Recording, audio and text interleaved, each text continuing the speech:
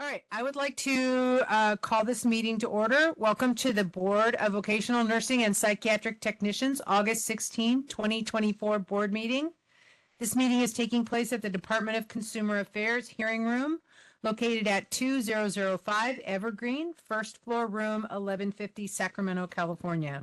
My name is Dr. Carol Mountain, and I am the board president. I would like to call this meeting to order at 9:01 a.m. First, some housekeeping information on how this meeting will be conducted. This meeting is being held in person. If we need a motion, I will call for a motion, a second, and open for public comment prior to taking a roll call vote for each motion. Members, for the record, please state your name prior to making your motion or when seconding a motion. We will take public comment on each agenda item. Members of the public who request to speak will have up to 3 minutes to speak, and you will be notified when you have 30 seconds remaining. Your name is not necessary, but please indicate how you would like us to identify you. For the sake of efficiency, the executive officer may respond directly to public comment or defer to the appropriate staff person or counsel as appropriate. For any questions directed to board members, I will either answer the question or direct it to the board members as appropriate.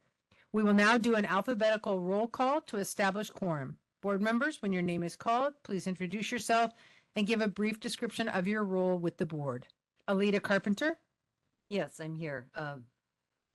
Public member appointed by the governor. John Durking? Good morning, John Deerking, public member. Gloria Gregorio Guzman? Not here yet. Abraham Hill? No, P2 member. Thank you. Ken Maxey? Will not be here today, absent. Leslie Moore?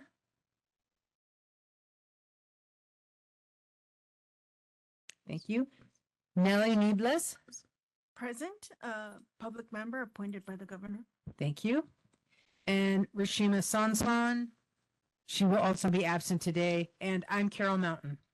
Based on the roll call, we have a quorum. We will now move to agenda item 2, Pledge of Allegiance. And Ms. Niebles, thank you for being willing to lead us. Madam President, may I move to excuse the members not in attendance? Yes, thank you so much, Mr. Durking. Do we need a second on that? Thank you. Do we need to call for all in favor?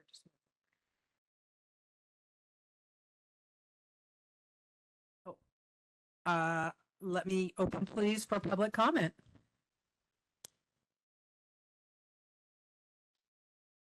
Seeing no public comment.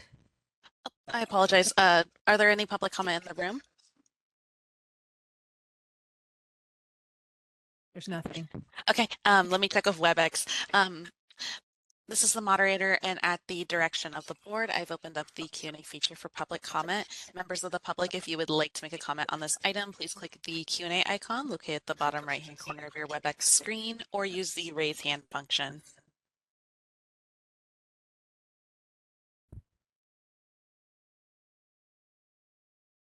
All right, and seeing no requests for public comment, would you like me to close that Q&A panel? I would. Thank you so much. Mr. Swenson, do we need to take a vote? All right. Ms. Carpenter? Yes. Mr. Durking? Yes.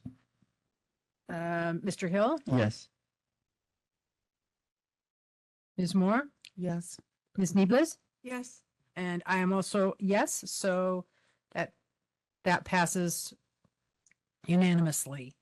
Now, I believe we can move on to agenda item 2, and Ms. Niebles will lead us in the Pledge of Allegiance. Please rise.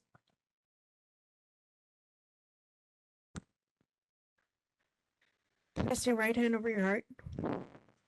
I pledge allegiance to the flag of the United States of America and to the republic for which it stands, under nation, under God, indivisible, with liberty and justice for all.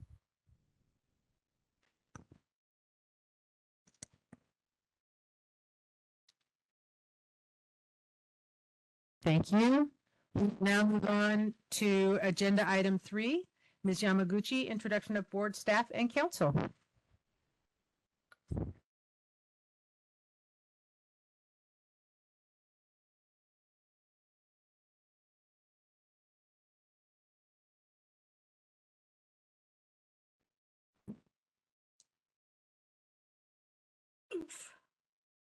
Morning, everybody, and apologies for the brief fumbling. Elaine Yamaguchi, Executive Officer, and with us today are our staff members, Mr. Mark Ito, our AEO, Mr. Jeff Weiler, our Admin Director, Antoinette Wood, our Enforcement Chief, Judith McLeod, Dr. Judith McLeod, our Acting SNEC, Shelley Brown, our Licensing Manager, Rachel Vieira, our Probation Manager, and Brittany Hudson, our Intake Manager. Our staff members, Ms. Geraldine Marcino, Mr. Nicholas Gonzalez, Ms. Jessica Gomez, Dr. Roberta Thompson, Faye Silverman, Tara Davila, Mary Bridget Barrett, and our admin and right hand, Liz Shelley. I think that's everybody. Did I get everyone? Good. Do we have, I don't know if we have any staff online though. I think not. Do we have any staff online? All right. Morning, Madam Chair, members of the board. Ken Swenson, General Counsel for the board. Thank you. I believe we are ready to move on to agenda item 4, acceptance of the minutes from May 17, 2024 and board meeting. We have minutes from our board meeting on May 17, 2024 to approve. These are included in your packets and posted online. The link to the YouTube video of the May 17, 2024 board meeting is printed in the agenda. Can I have a motion to approve and a second for the May 17, 2024 minutes? John Deerking would move if there's no errors or omissions for the May 17th meeting. Thank you so much. Do I have a second? Abraham Hill, second. Thank you. Any board discussion or questions? Seeing none, is there any public comment in the room? Is there any public comment online? This is the moderator, and at the direction of the board, I've opened up the Q&A feature for public comment. Members of the public, if you would like to make a comment on this item, please click the Q&A icon located at the bottom right-hand corner of your WebEx screen or use the raise hand function. And audio-only participants may raise their hand by pressing *3 on their device.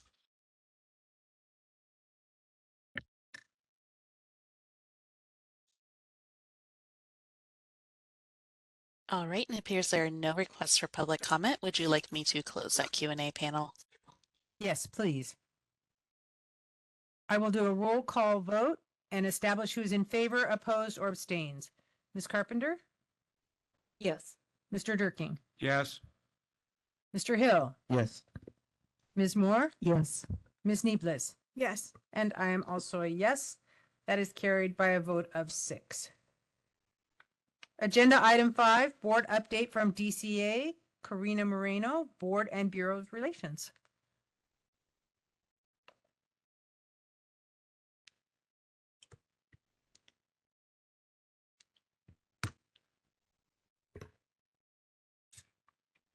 Good morning. My name is Karina Moreno of the California Department of Consumer Affairs. Thank you for the opportunity to join you today. It's on. Can you hear me better? How about now? No?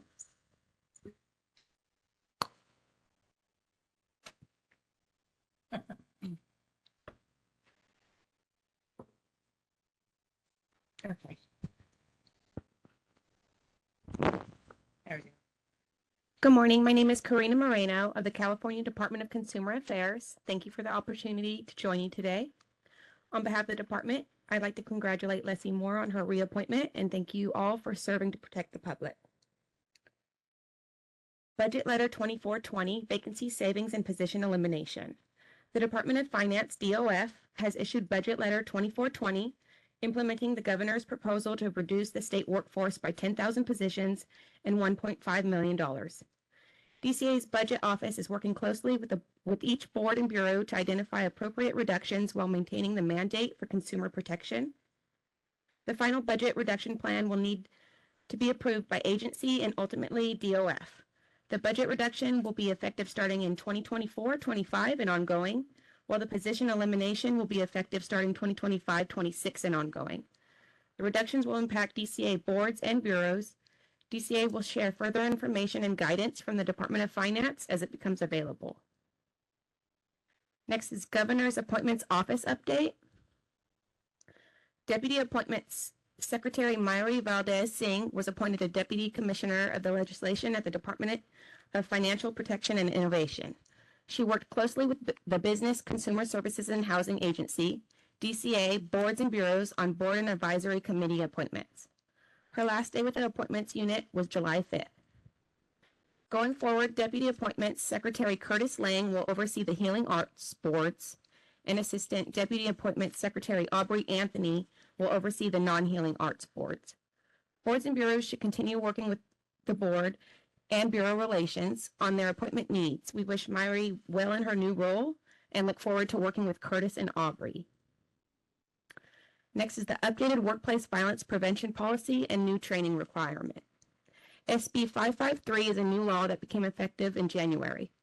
SB 553 amended the California Labor Code to require California employers to develop and implement a workplace violence prevention plan and train all employees by July 1st, 2024. As a result of this new law, DCA's updated its current workplace violence prevention policy to include all requirements of SB 553.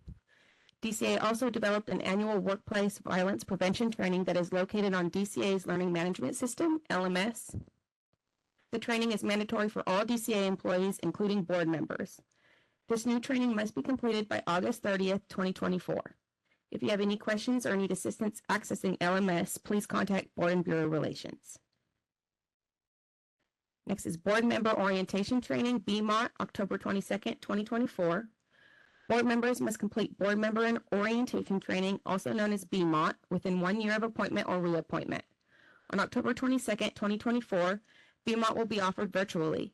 This will be the last training of the year, and members can register for this training via LMS.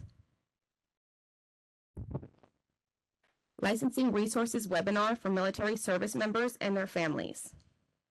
On July 31st, DCA participated in a virtual military licensing webinar hosted by Navy Region Southwest. The webinar showcased DCA military licensing resources to active duty military, veterans, and military spouses throughout California and Nevada Navy bases. DCA's Deputy Director of Communications provided an overview of licensing resources, and DCA's Deputy Director of Information Services provided a demonstration of the Federal Professional License Portability and State Registration online portal. DCA received positive feedback and looks forward to continuing its partnership with the military community. DEI update.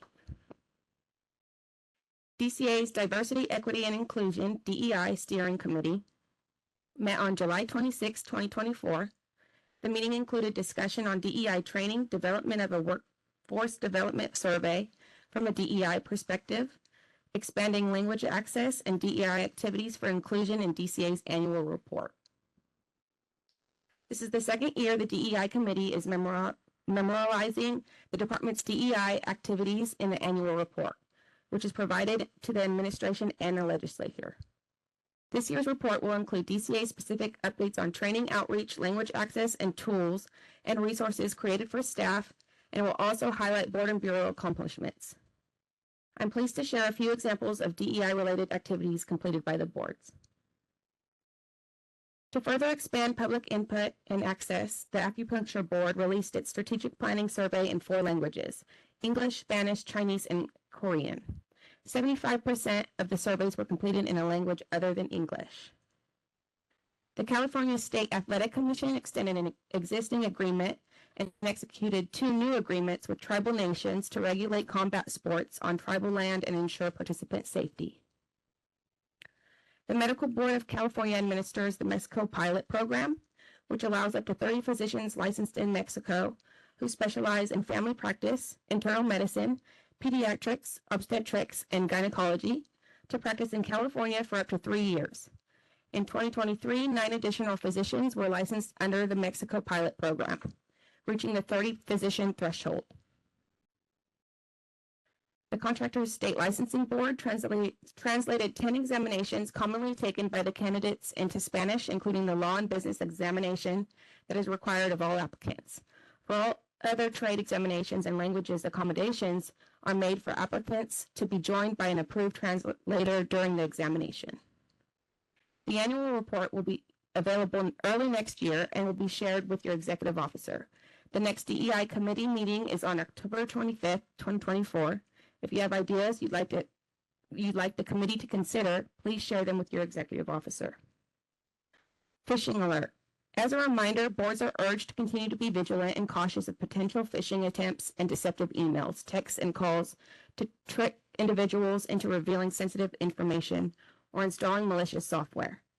If you suspect any phishing attempt or encounter a suspicious email, please report it immediately to DCA's Office of Information Security, OIS. This helps us take swift action to protect everyone. Again, thank you for the opportunity to join you today, and I'm happy to answer any questions from the board. If further information or assistance is needed with any of the items shared today, please don't hesitate to reach out to Board and Bureau Relations. You're welcome. Are there any questions or comments? Is there any public comment in the room? Seeing no public comment in the room, can we call for public comment online? This is the moderator, and at the direction of the board, I have opened up the Q&A feature for public comment. Members of the public, if you would like to make a comment on this item, please click the Q&A icon located at the bottom right-hand corner of your WebEx screen, or use the raise hand function. And audio-only participants may raise their hand by pressing *3 on their device.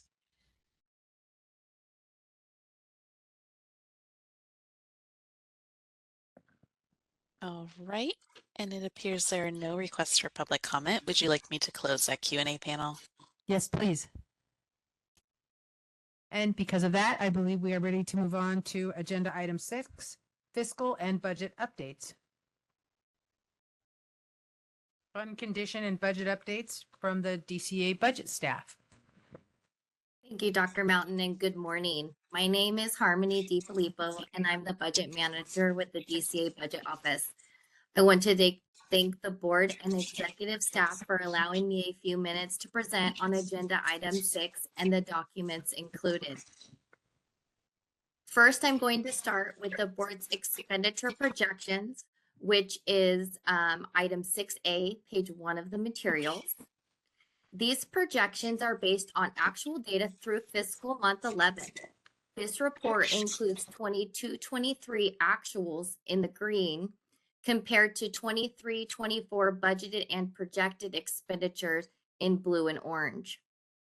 As we move to the end of the document, you will see the board had a beginning base budget of $18.774 million and is projected to spend a little over $17.2 million, creating a reversion to the board's fund of approximately $1.1 million, a reversion percentage of 5.93%. The next document I will go over is the board's revenue projections, which is page 2 of the materials. This report includes receipts collected through May and provides the projected revenue to year end. I will go further into the revenue projections as we transition into the next slide. The next slide is page 3 of your materials. This is the board's fund condition statement. As a reminder, we read this document from top to bottom and left to right. The left column is the board's prior year 22-23 actuals, and it shows the board ended 22-23 with $17.847 million reserve balance, or about 5.1 months in reserve. For fiscal year 23-24, the board projects revenues of just over $25.1 million, with a little over $7.1 million projected from license fees, $16.6 million from renewal fees, and $1.3 million from the issuance of citations, fines, delinquent fees, and other revenues. The board's 23-24 expenditures are based off of the governor's budget with FM11 projections at $18.573 million between authorized expenditures and direct draws to the fund, leaving the board with a fund balance of approximately 14.4 million or 8.9 months in reserve. The Budget Office will continue to monitor the board's revenue and expenditure projections and report back to the board with the final expenditures as we close out this fiscal year. A few things to note on the board's fund condition statement. The fund condition is a snapshot in time. One of the main factors driving expenditure increases in future years is a result of personnel service adjustments. These include general salary increases as well as the employee compensation and retirement rate adjustments. The Budget Office includes a conservative ongoing 3% increase to the expenditures on the fund condition statement to account for these incremental adjustments. You'll also notice that the revenue is projected static in the out years. The fund balance is healthy and shows growth over the next 3 years. The Budget Office has no concerns and will continue to monitor the budget and provide updates to the board on a regular basis. Lastly, I would like to note to the board that any future legislation or unanticipated events could result in the board's need for additional resources, which could create cost pressures on the fund. The Budget Office will continue to monitor the board's fund condition statement and keep the line of communication open with the board's executive staff for any future needs or expectations. Again, I want to thank the board and members and executive staff for allowing me the opportunity to present at today's meeting, and I'll be happy to answer any questions that you may have. Thank you.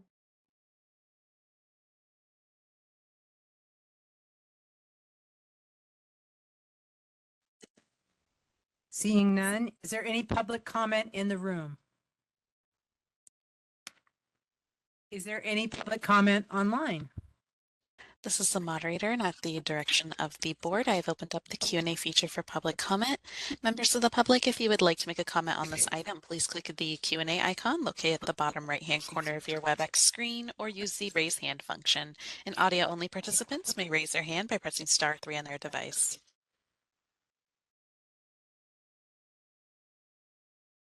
All right, and seeing none, would you like me to close the Q&A panel? Yes, please. And we will move on to agenda item 7, education reports, recommendations, and possible actions. Education Division report, Dr. McLeod, Acting Supervising Nursing Education Consultant.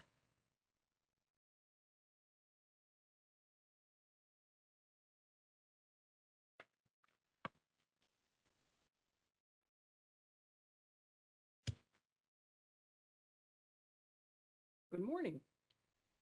Good morning. This one. I hope this one works. Good morning. Push. Is it working? Okay. The report is in your packet, but I'll give you a few little highlights of the report. I am very pleased to tell you that since the previous board meeting, our NECs have been very busy and did 28 site visits. So we've been out and about in the state of California, really looking at programs. So I'm very pleased to tell you that. Our proposed program process is going very well. We have had 6 additional programs with letters of intent since the last time I spoke with you. And that's pretty busy. We had 4 proposed programs that got approved. So we're moving along very nicely. And unfortunately, for my friends over there in the corner, our psychiatric technician program who had applied pulled back. They felt that they were not quite ready, and I congratulate them on being aware that they needed a little more time, and we are very pleased to give that to them, and they are anticipating being back in 6 months with a reapplication. So we're very happy about that. We do have another psychiatric technician who has been making inquiries, so we're anticipating them to apply very soon. So we're real excited about the psychiatric technician portion of the proposed programs.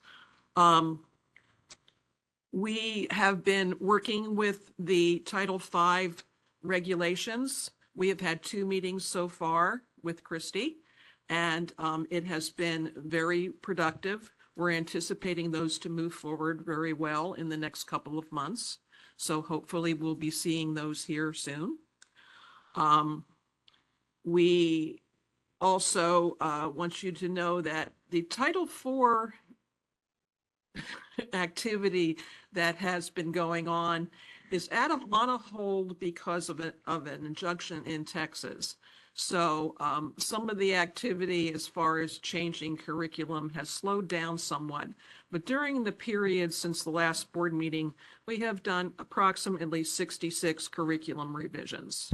So it's been a very busy time. And you will notice on the agenda today for two of our schools that they are changing their curriculum. So it is ongoing that we have people that are revising their curriculum down to 15, 30 hours. So it's been a busy time. We do want to mention that we had about 130 people attend our director forum in May. It went very well, and we had very good feedback. Everybody was really happy. They said it was probably one of the best forums we've had. So we're anticipating another good director forum next May. And we are looking at doing a program in September of 2025 on innovative teaching strategies. And we're looking to have our programs come in and give input into the innovative teaching strategies they've been doing. So you can anticipate hearing more about that as we go along. And that's my report. Thank you very much. Are there any board questions or discussion? Yeah, go ahead. Where are the PT programs located?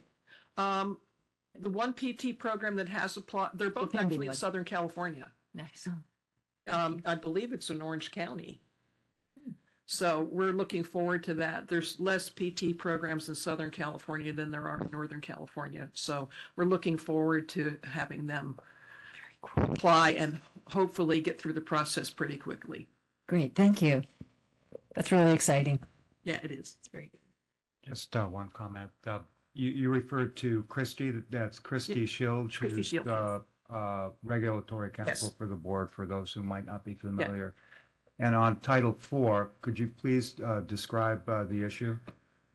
Title IV is the federal government has promulgated regulations that required programs to have their hours of instruction be what is in the regulations of the state.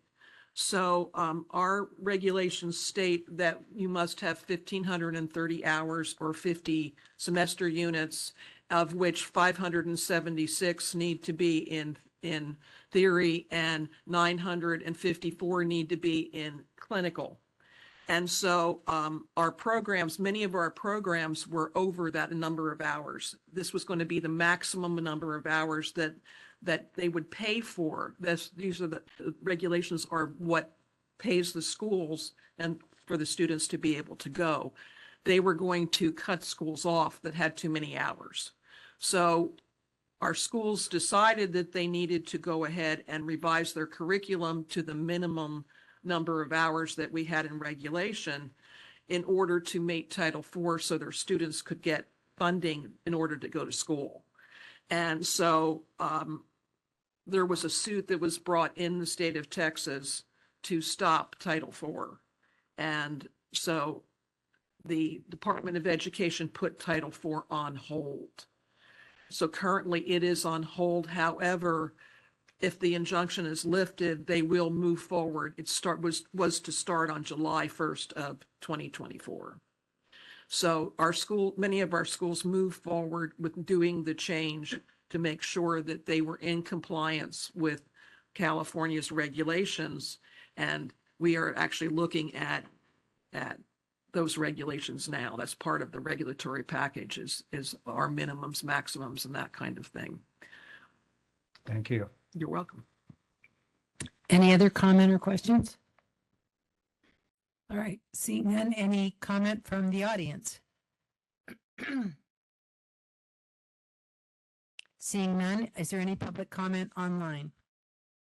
This is the moderator, and at the direction of the board, I have opened up the Q&A feature for public comment. Members of the public, if you would like to make a comment on this item, please click the Q&A icon located at the bottom right-hand corner of your WebEx screen, or use the raise hand function. In audio-only participants may raise their hand by pressing *3 on their device.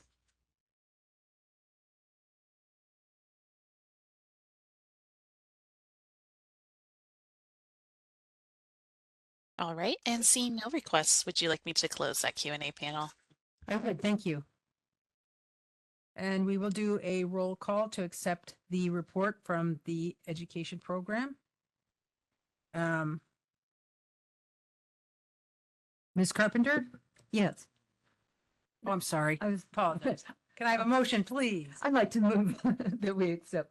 the Thank you so report. much. And a second? Abraham Mills. Thank you.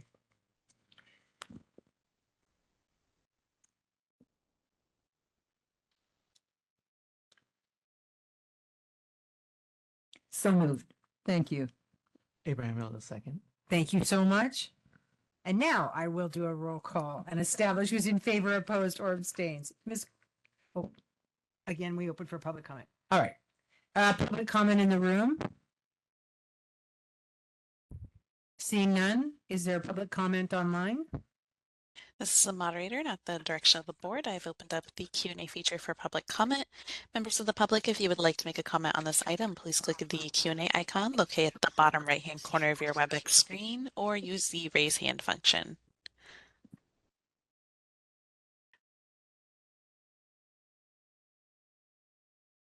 All right, and seeing none, would you like me to close the Q&A panel? I would, thank you so much. All right, now we are ready for our roll call. Ms. Carpenter? Yes. Mr. Durkee? Yes. Mr. Hill? Yes. Ms. Moore? Yes. Ms. Neeblis? Yes. And I'm Carol Mountain. I also vote yes. It carries by a vote of 6. All right, I believe we're ready to move on. Thank you so much for your report. Smith Chasen's mine. It's the next one. Oh, yours is the next one. That's why I'm Okay. still sitting here. So we'll just move on to request to admit students, Smith Chasen School of Nursing, Ontario. Dr. McLeod.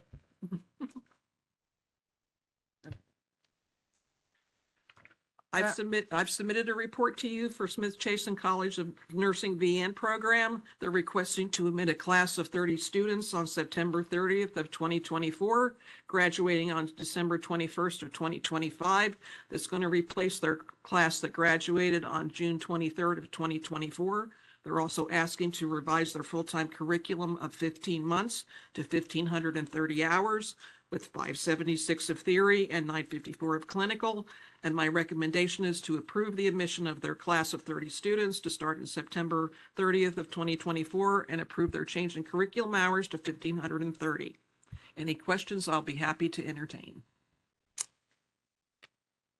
Can I have a motion to approve the Smith Chasen School of Nursing report and adopt the NEC recommendations in regard to a request to admit students, and a second? Neeblis moves. Alita, second. Thank you. Is there any comment from representatives of the program?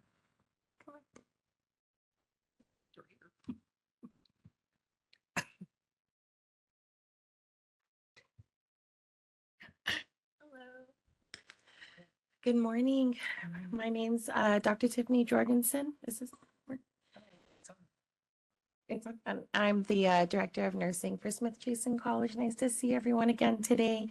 I just wanted to thank you all for allowing us the chance to come and speak about our program again today. And during the last Directors Forum, Dr. Mountain, you said something that was I really truly took to heart. You said that great nursing leaders do not create followers.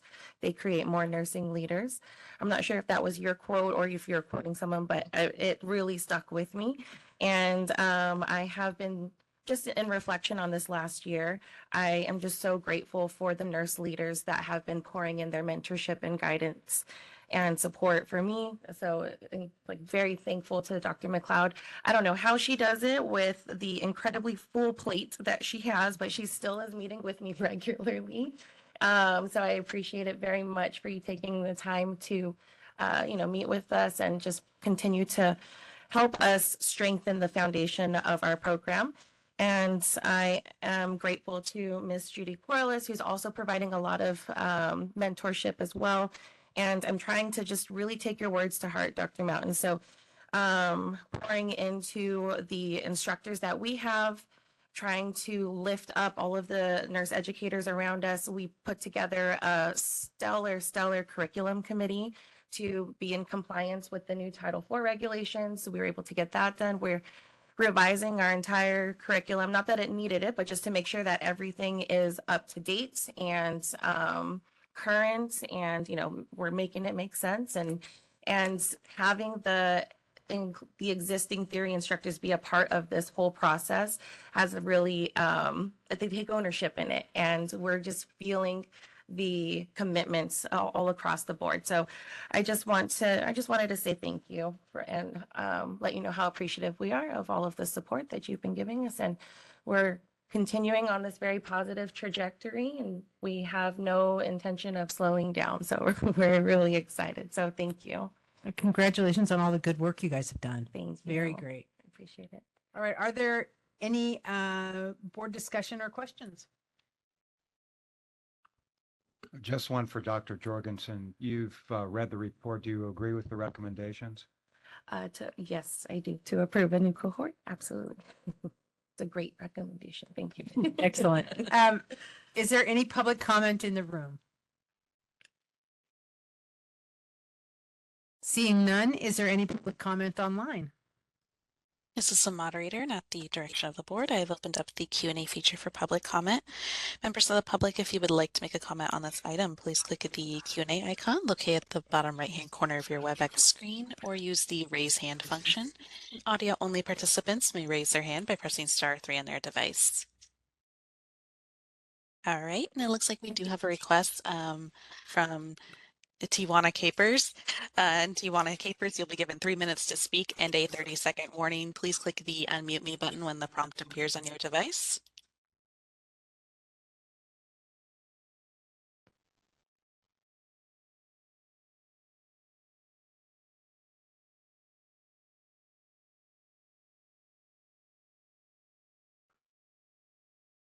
All right, and you'll want to click that unmute me for your microphone to be unmuted.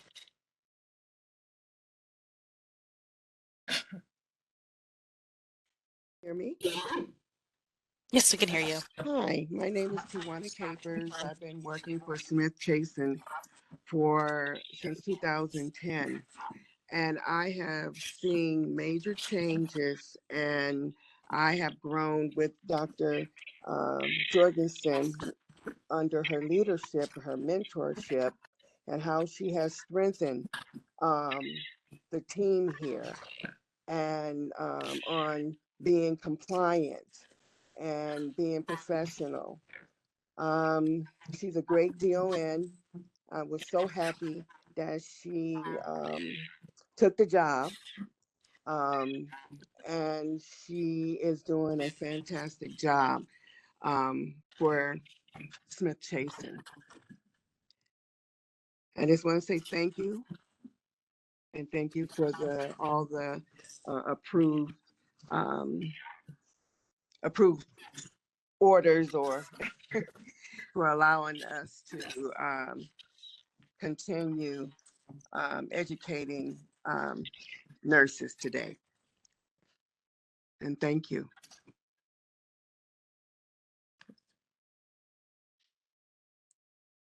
Is there any other online comments?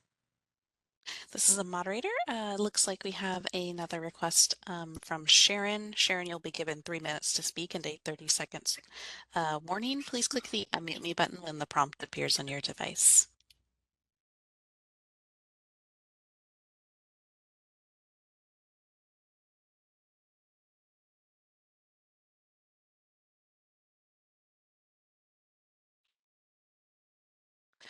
And Sharon, if you are currently speaking, it doesn't appear that we can hear you.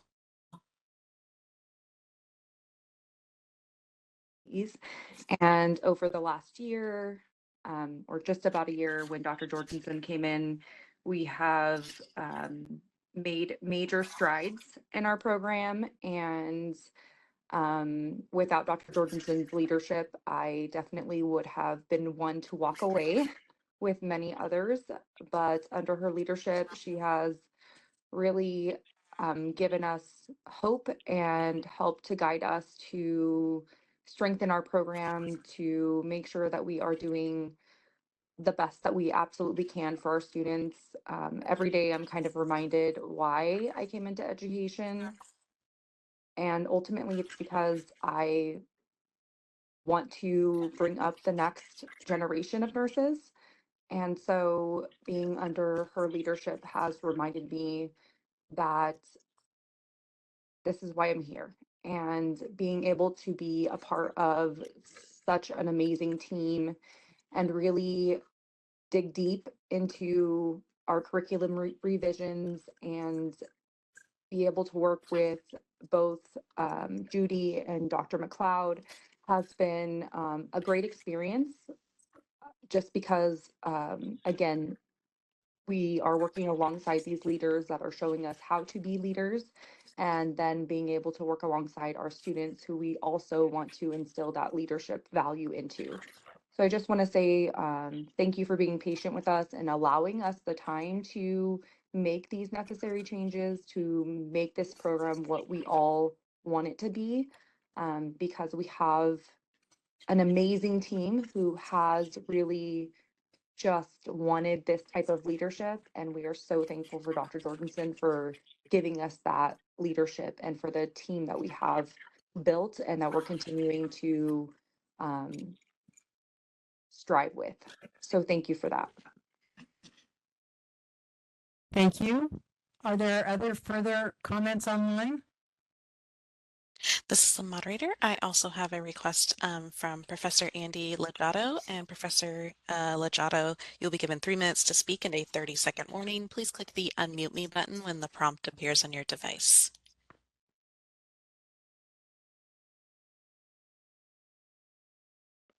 Morning to the board. I would like to thank the board for approving for the 30 students on board. Thank you to Dr. Tiffany for the hard work and good leadership. Thank you also for our consultant for guiding us, for making great things, and of course for the success for all our students. Thank you so much. Thank you. Are there further comments online? All right, this is the moderator. I have another request from Christy Biber. And Christy, you'll be given 3 minutes to speak and a 30-second warning. Please click the unmute me button when the prompt appears on your device.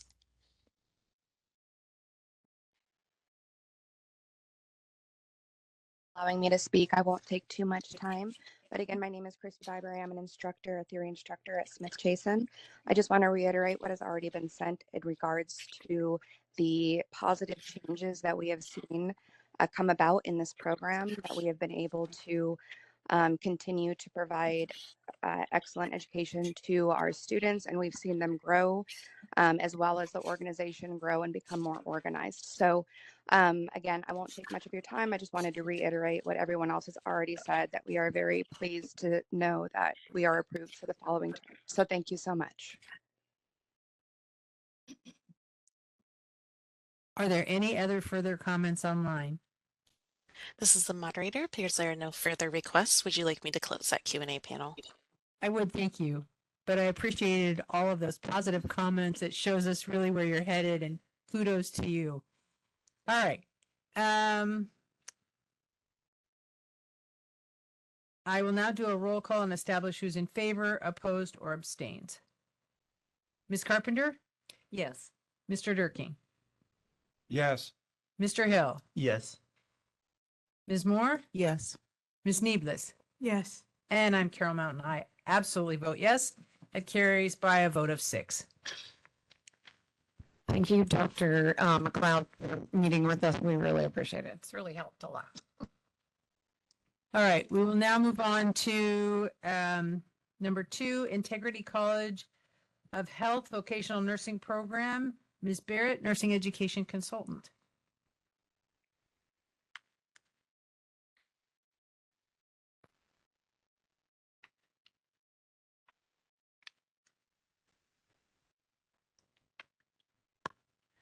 Good morning. I have submitted my report for Integrity College VN program with a request for approval of a curriculum revision and a request to admit students. My recommendation is to approve the program's request to have a curriculum revision for both the full-time as well as the part-time curriculum, and as well as to recommend to admit a full-time class of 20 students to commence on January 22nd, 2025, with a graduation date of October 10th, 2026, replacing their class graduating this September 2024. And I'd be happy to answer any questions. Is there any new information that you'd like to put forth? No. Excellent. Can I have a motion to approve the Integrity College of Health Vocational Nursing Program report and adopt the NEC recommendations in regard to a request to admit students, and a second? Madam Chair, may I inquire on point of order? You mentioned a full-time class. Is the recommendation for a part-time class?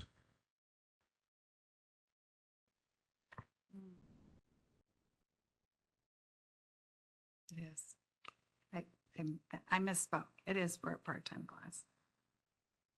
So the recommendation in the report is for a part-time rather than a full-time class. Thank you. What's that? The curriculum changes for both. Correct. Yes. So that would be 20 students. Yes. Correct. All right. Can I have a motion to approve the Integrity College of Health Vocational Nursing Program report and adopt the NEC recommendations in regard to a request to admit students, and a second? John Deerking will so move. Thank you. Leslie Moore, second. Thank you. Is there any comment from representatives of the program?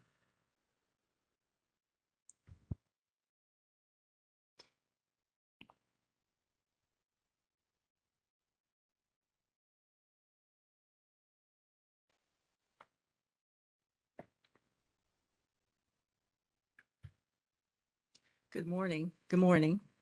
I'm Alice Sorrell Thompson. I am the program director for Vocational Nursing Program at Integrity College of Health. We have reviewed the recommendation of the NEC and we agree with the findings. Excellent. Thank you.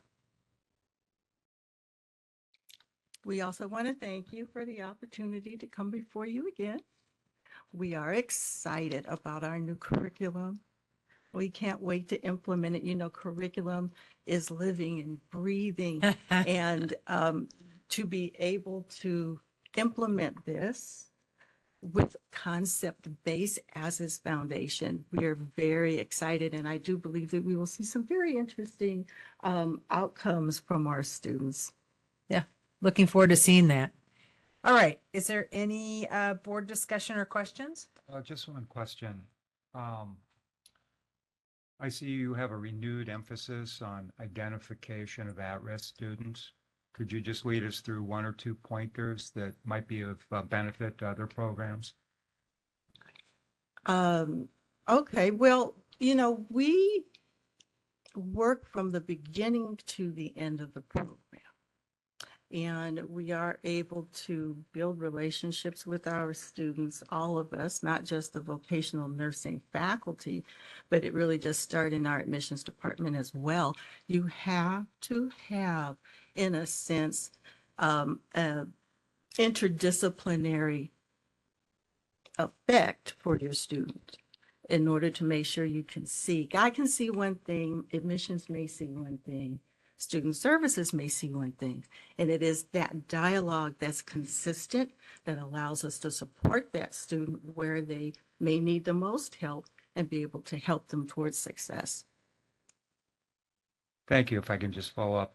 So what I'm hearing is you like to see a closer bridge between academics and practice? There has to be. Yeah, thank you. Any other questions or discussion from the board? All right. Is there any public comment in the room? Seeing none, is there any public comment online? This is the moderator, and at the direction of the board, I have opened up the Q&A feature for public comment. Members of the public, if you would like to make a comment on this item, please click the Q&A icon located at the bottom right-hand corner of your WebEx screen or use the raise hand function. And audio-only participants may raise their hand by pressing *3 on their device.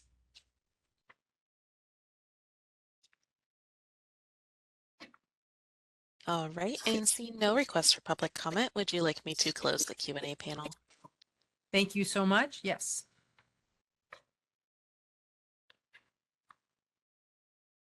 I will do a roll call and establish who's in favor, opposed, or abstains. Ms. Carpenter? Yes. Mr. Durking? Yes. Mr. Hill? Yes. Ms. Moore? Yes. Ms. Neeblis? And I am also a yes. That is carried by a motion of 6. All right. Thank you so much. Thank you. We will move on to item number C, request to revise curriculum, Platt College Alhambra Vocational Nursing Program. Ms. Barrett, Nursing Education Consultant. Yes, I have submitted my report for Platt College Alhambra VN program with a request for approval of revised curriculum. My recommendation is to approve the full-time curriculum revision and to approve their part-time curriculum for this campus.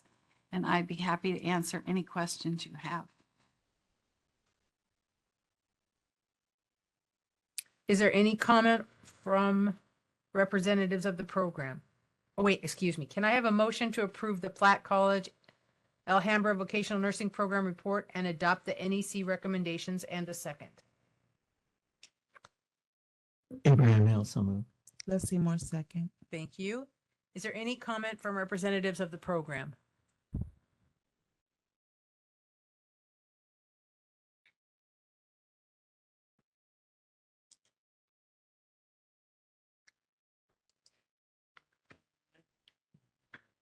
Thank you for seeing us again. We first want to thank Ms. Bridget for all of the work that she's put into helping guide us through this process of revamping our curriculum and just trying to stay in regulation. Platt College has seen some very colorful days recently in the past, and we have formulated a good team that has been committed to and consistent to creating a very concept-based curriculum that has proven to be beneficial. Our new process includes higher touch with our students, so we too are looking at bridging the gap between practice and classroom, as well as, overall students. It's not just about getting them through school. It's also about that advising and that mentoring of our students through the process and the program to find out what are their other hindrances that might be keeping them from being successful. At the end of the day, we want to grow up good nurses to take care of people, to take care of you and me. And so I am just very appreciative for the opportunity for us to do that. Any board discussion or questions? I have a quick question. Are you going to use any tracking since you're going to, and I should have asked the last group, since you're going to the concept-based curriculum, are you going to be using any tracking, like mountain measurements where you can track which areas students are needing more assistance in? So we will be looking at that. I don't know if we're using, I know of mountain measurements. Yeah, they're pretty good. But we will be looking at, based on the testing that we do with each term, where they're kind of excelling or where the weaknesses are, so that we can then go back and look at how we're delivering that material and see where the fallout is. Yeah, that change to concept-based is often, sometimes you have a little dip in your scores, but then it does seem like things get better and back on track. And if you can track where your people are feeling a little bit confused, right, it's always great. So I was just curious. Thank you. Any other board questions or discussion? No? Is there any public comment in the room? Is there any public comment online? This is the moderator, and at the direction of the board, I've opened up the Q&A feature for public comment.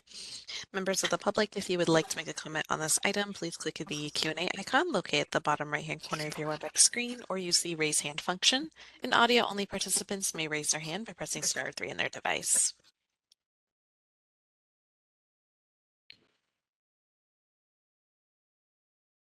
All right, it appears there are no requests for public comment. Would you like me to close that Q&A panel? I would. Thank you so much. I will now do a roll call vote and establish who's in favor, opposed, or abstains. Ms. Carpenter. Yes. Mr. Durking. Yes. Mr. Hill. Yes. Ms. Moore. Yes. Ms. Neeblis. And I'm Carol Mountain. I vote yes. That is carried by a motion of 6. Thank you. Thank you so much. Thank you. All right, we will move to D, which is request to admit students. Summit College San Bernardino Vocational Nursing Program. Dr. Thompson, Nursing Education Consultant.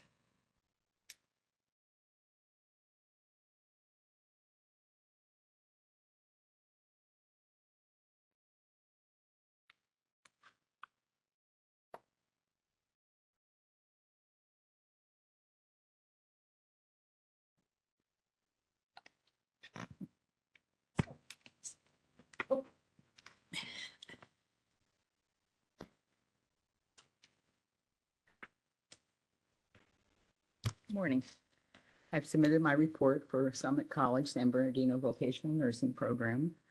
The request to admit a full-time class of 25 students on August 26th and a part-time class of 20 students commencing on October 21st. They are both replacement classes, and I recommend, this is my recommendation also.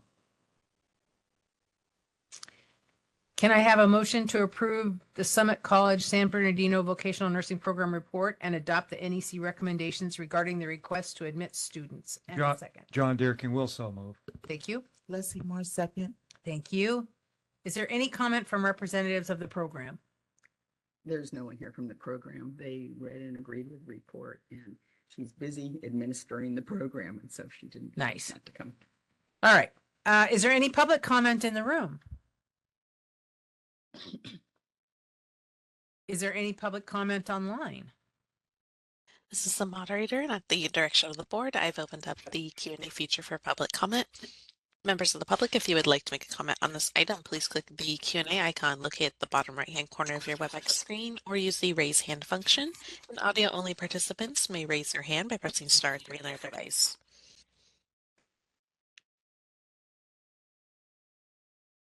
All right, and seeing no requests for public comment, would you like me to close that Q&A panel? I would. Thank you so much. I will do a roll call and establish who's in favor, opposed, or abstains. Ms. Carpenter? Yes. Mr. Durking? Yes. Mr. Hill? Yes. Ms. Moore? Yes. Ms. Neeblis? And I'm Carol Mountain. I also vote yes. That motion is carried by a vote of 6. All right. We will now move on to Sunrise School of Nursing Vocational Nursing Program. Dr. Thompson?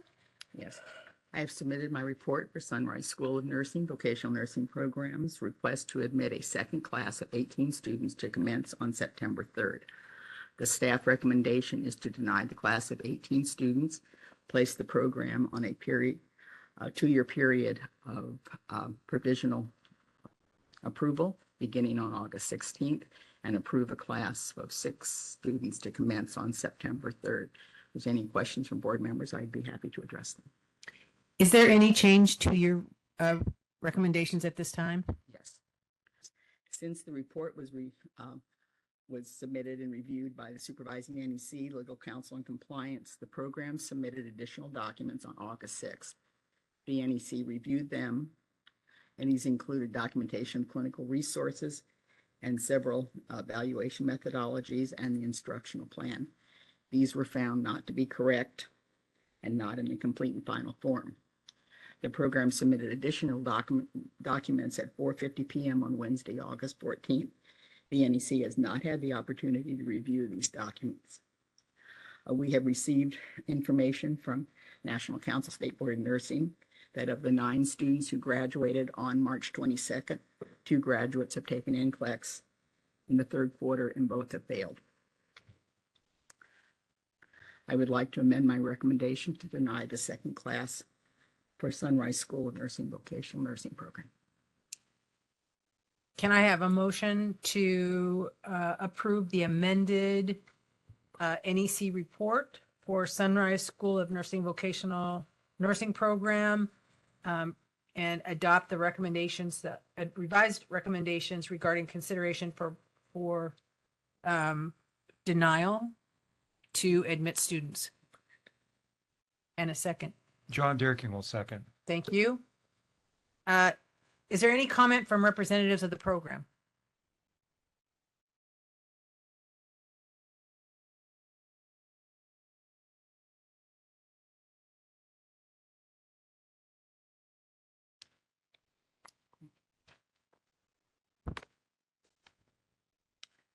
Thank you for giving me the opportunity. So the comment I have is I requested. Can you identify yourself? My name is Susan White, the program director. Thank you. And so my comment was when we said this program, I had a different NEC for the last year and a half. And then last year I got a different NEC and I feel like I wasn't,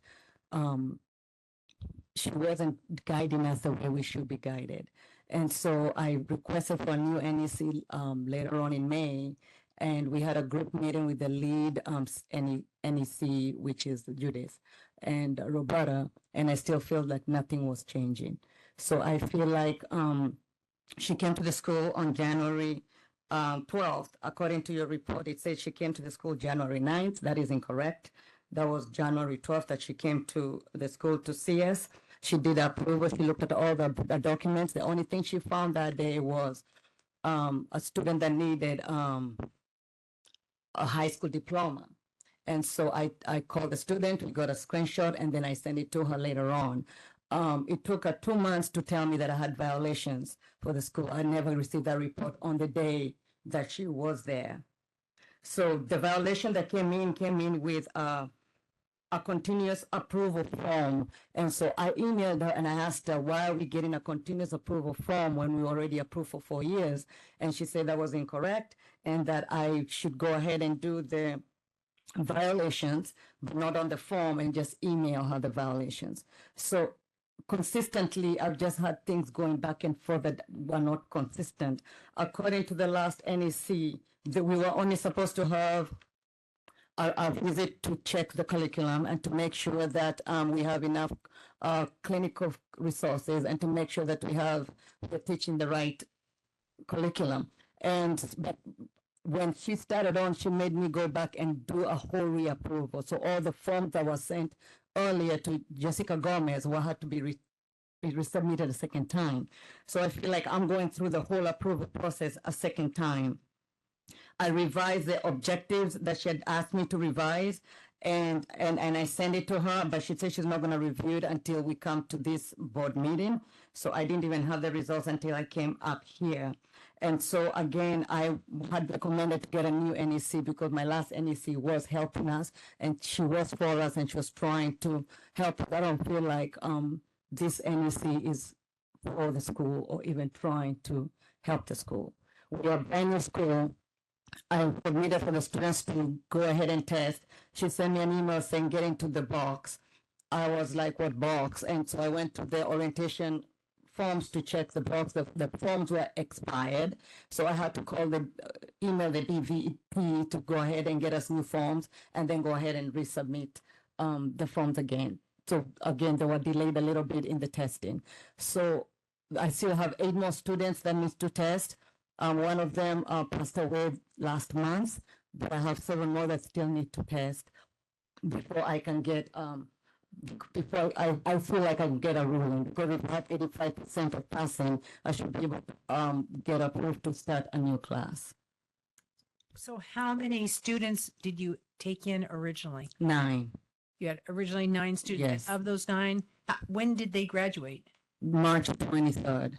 And they still have not had the opportunity to test? They have been sent the forms. 2 of them tested. 1 is testing this Friday, another one Monday, and I think a few more the following week. And how many have passed NCLEX at this point? 2, but I still have 7 more to go. They I mean, passed? 2 have failed, but They failed. Yeah. So the 2 that have taken it have failed. yes. All right. And I'm just curious, I have a couple more questions. Mm. What is the cost of the program? 27,500. 27,500.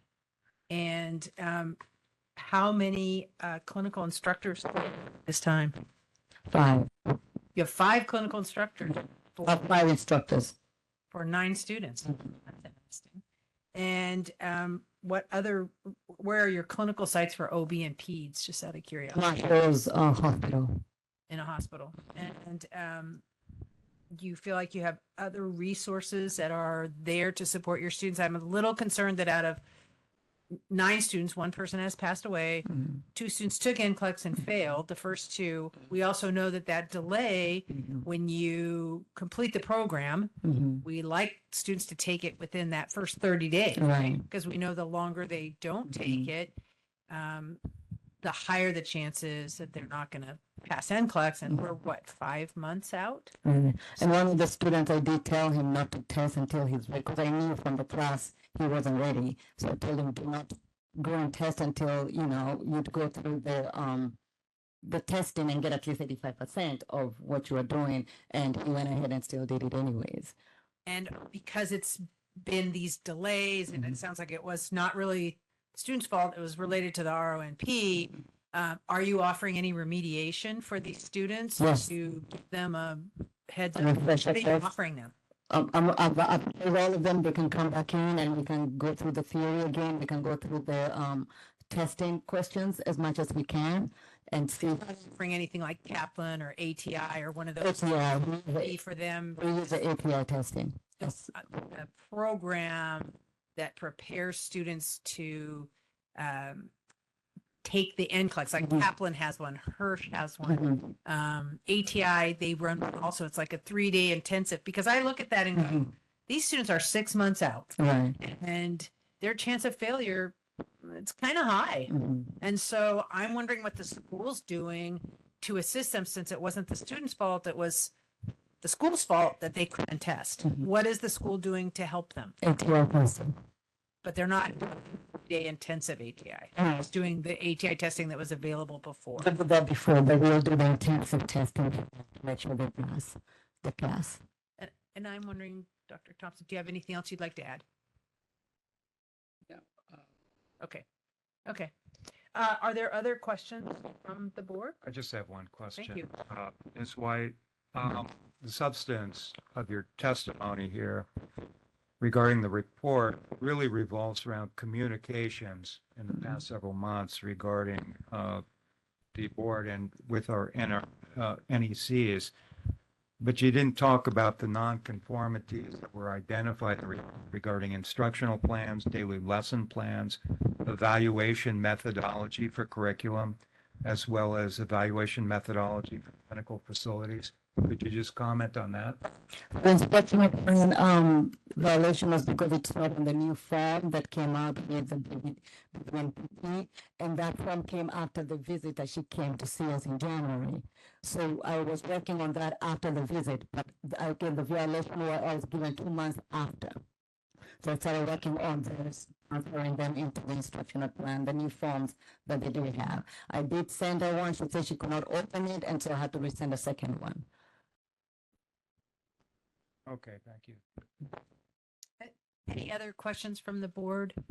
As far as the instructional plan goes, the one that was approved as regulations since April of 2022, and Thank you. Is there any public comment in the room?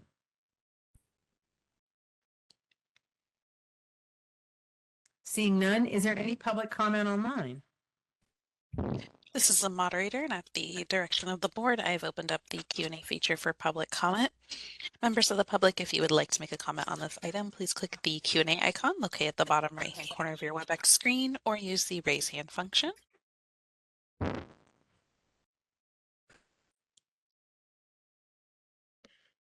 All right, and seeing none, would you like me to close the Q&A panel? I would, thank you. I will do a roll call and establish who is in favor, opposed, or abstained Do we need to clarify, Mr. Swenson, what the motion is?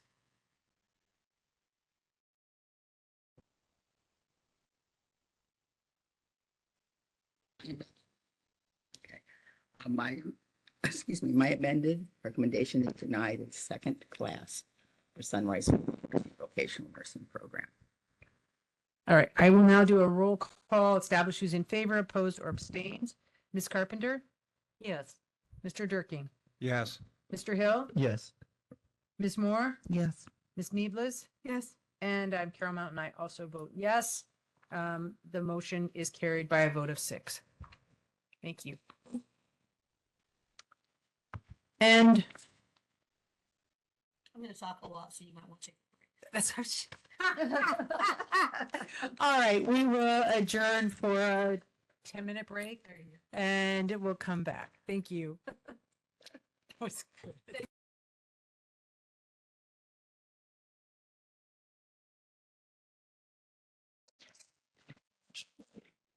And we will move forward, excuse me, with agenda item 8, Executive Officer's Report, Update, Discussion, and Possible Actions. Ms. Yamaguchi. Wonderful. Thank you so much, everybody. Welcome back. And, you know, usually during the EO report, I would just tell you, we wrote about it. You can go ahead and read it and ask for questions. But it's been a particularly interesting quarter. So I did kind of want to pull out a few things that, you know, we've been working on. First of all, was item. I'm gonna get used to doing this. So item 1, of course, A1, strategic plan. There, I didn't really have an update per se because, but I did want to say how much I really appreciated and what a great job I thought the staff and board did yesterday and then leading up into yesterday's strategic planning session. So it was great conversations. I think we came up with some super good ideas and plans. I'm really looking forward to it. I also kind of wanted to give a shout out to our consultants from Solid, one of whom Sarah is moderating today too. You know, she just doesn't, you know, take days off apparently. But yeah, I want to thank our Solid consultants for keeping us on track. We got done it was not nearly as long a day as I thought it could have been, but you know, we did good. But like I said, I think the plan we've started outlining is going to be a really good one. It'll be a good 5-year blueprint for this board. And so I'm excited. And so we'll see the final plan in front of the board in November. So I look forward to that. But, you know, if I stop and ask for any comments or questions. Right. Nelly, anything? Good. So the next item, of course, I wanted to bring up is, of course, the subject of all of this year. That, of course, is our sunset legislation. At this point in time, it's on the Senate floor. They have not amended in the mirror language for the Psychiatric law, but I know that they've drafted it. We took a look at it, and you know, it is pretty, as we say, it takes all the provisions that were put in place for the Vocational Nursing Practice Act and puts it in the Psychiatric law. So we'll be waiting for that. But generally speaking, I just wanted to say how unusually swift and productive that process was for us this year. Again, the consultants at the legislature were super helpful. I think we got a lot of really good legislation, good authorizations in this bill, not the least of which, and I'm truly excited about this part. We will be having authority for cite and fine on the regulated schools programs.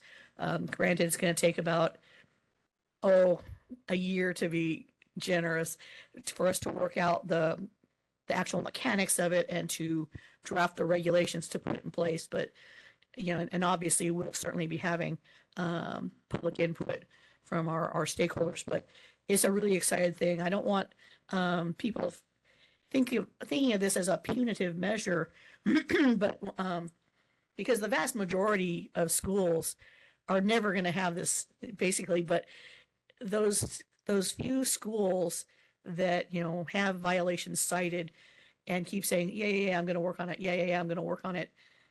At a certain point, it gets stopped.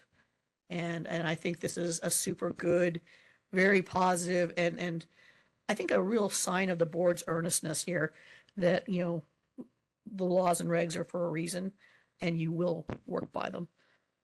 So, yeah, stop and questions or comments on that. The next item, of course, is SB 164. Dr. McLeod had described our work via the Title IV rulemaking that had been kind of our albatross this year. Just to briefly summarize, Title IV is a part of the Federal Higher Education Act. And what we were dealing with, essentially, the federal regs tend to be like this enormous volume of things. And the piece that had affected us was this very small thing, which didn't attract a lot of notice initially. But when we found out this was going to be a big deal for our programs, the NECs and our colleagues all really buckled down. I wanted to salute the NEC's work with the programs, because the programs, I think, again, Dr. McLeod mentioned, probably more than 2/3 of our programs were above that number of 1530, which in our regs and our law says a minimum of 1530. And, we kind of thought it was a good thing that programs had a little bit more than that, but what do we know? So, in the meantime, Dr. McLeod mentioned the injunction in Texas, which is, of course, a federal injunction. And the last we heard, there were, documents being exchanged back and forth. But common wisdom says that nobody's going to do anything of substance until after the elections, and possibly not even until after the inauguration of whomever wins in November.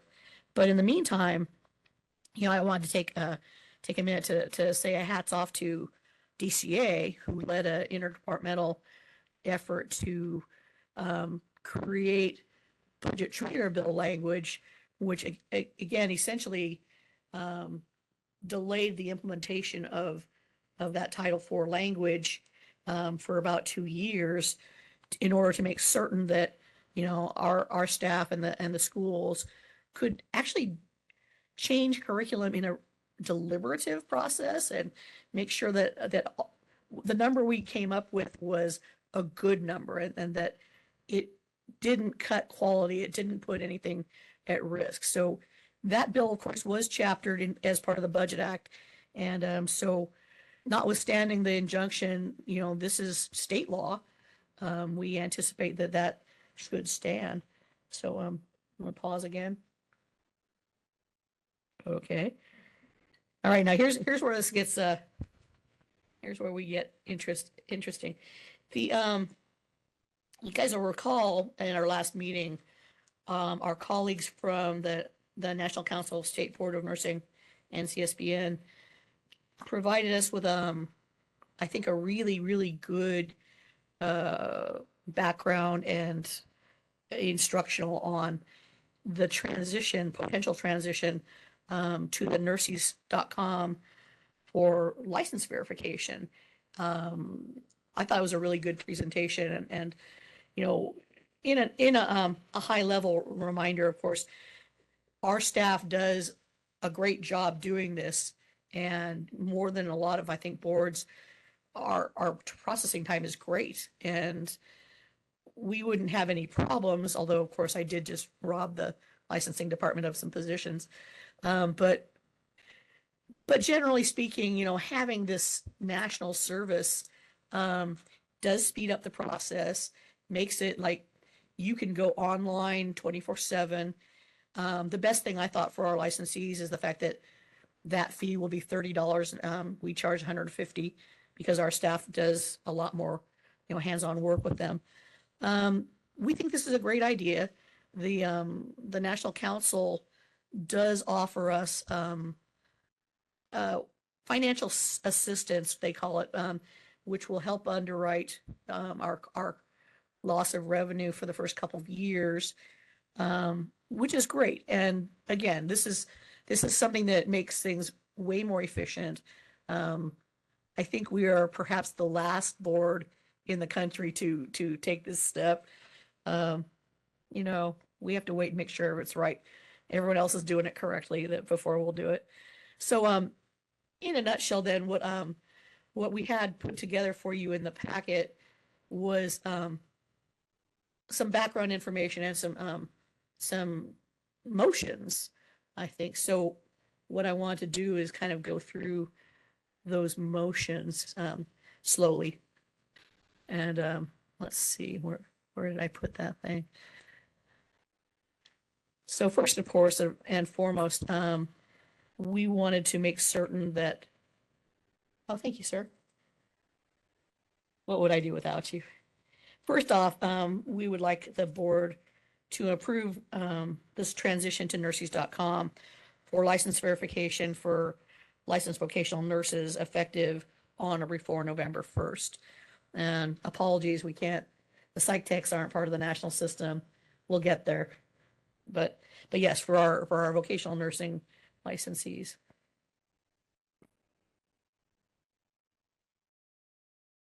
I just want to support this and say I'm a big fan of nurses.com, and I use it myself, and I think it's a great move for us. Do we need separate motions on each of these recommendations?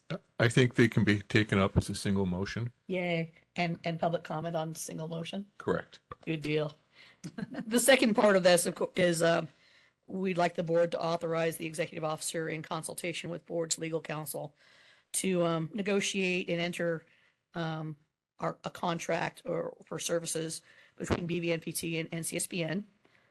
Third, we'd like the board to authorize the executive officer in consultation with board legal to submit an application to the NCSBN Board of Directors for that financial assistance that I'd mentioned.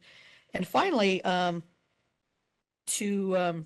like the board to direct us, staff, to start notifying the LVN population, our licensing population, and stakeholders, so schools, whomever, of this transition, leading up to the day that we go live. Those would be the four pieces of the motion. John Deerking would so move. Thanks, sir. Alita Carpenter, second. Thank you. And for those following along, the memorandum is part of the agenda materials for this item. 8A4 at page 2 contains the text of the motion. It also has the attachments, the slideshow that NCSBN provided last meeting. It's a summary that was jointly produced for that site lists out the benefits, and finally a draft of the application for the financial assistance. Is there any public comment in the room? Is there any public comment online? This is the moderator, and at the direction of the board, I've opened up the Q&A feature for public comment. Members of the public, if you would like to make a comment on this item, please click the Q&A icon located at the bottom right-hand corner of your WebEx screen, or use the raise hand function. And audio-only participants can raise their hand by pressing *3 on their device.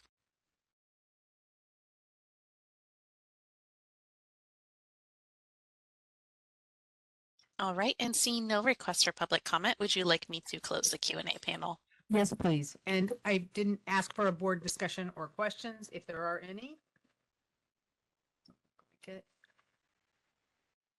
All right, I will do a roll call vote to see who is in support or opposed or abstains. Ms. Carpenter? Yes. Mr. Durkee? Yes. Mr. Hill? Yes. Ms. Moore? Yes. Ms. Niebles? Yes. I'm Carol Mountain. I also vote yes. That motion carries by a vote of 6. Thank you very much. And the last piece is item 5. the board's public comment on the respiratory care board's proposed rulemaking. So it's in the packet is a memo and supporting materials for discussion and possible action regarding respiratory care board's proposed legislation, which is SB 1451, as well as their ongoing proposed rulemaking. If this is sounding real familiar and deja vu, it is. The board discussed RCB's proposed rulemaking and approved submission of comments in December of 2022. And the rulemaking was withdrawn after the comment period. And RCB had been, I believe, provided with a lot of comment from a lot of different stakeholders. So they withdrew the rulemaking for the time being in order to pull together more information and then seek the legislation to, extend their deadline, which was part of their Sunset Bill 1436 2 years ago. So in the meantime, of course, RCB consulted stakeholders, they gathered information, they obtained authority in this legislation, which is still pending.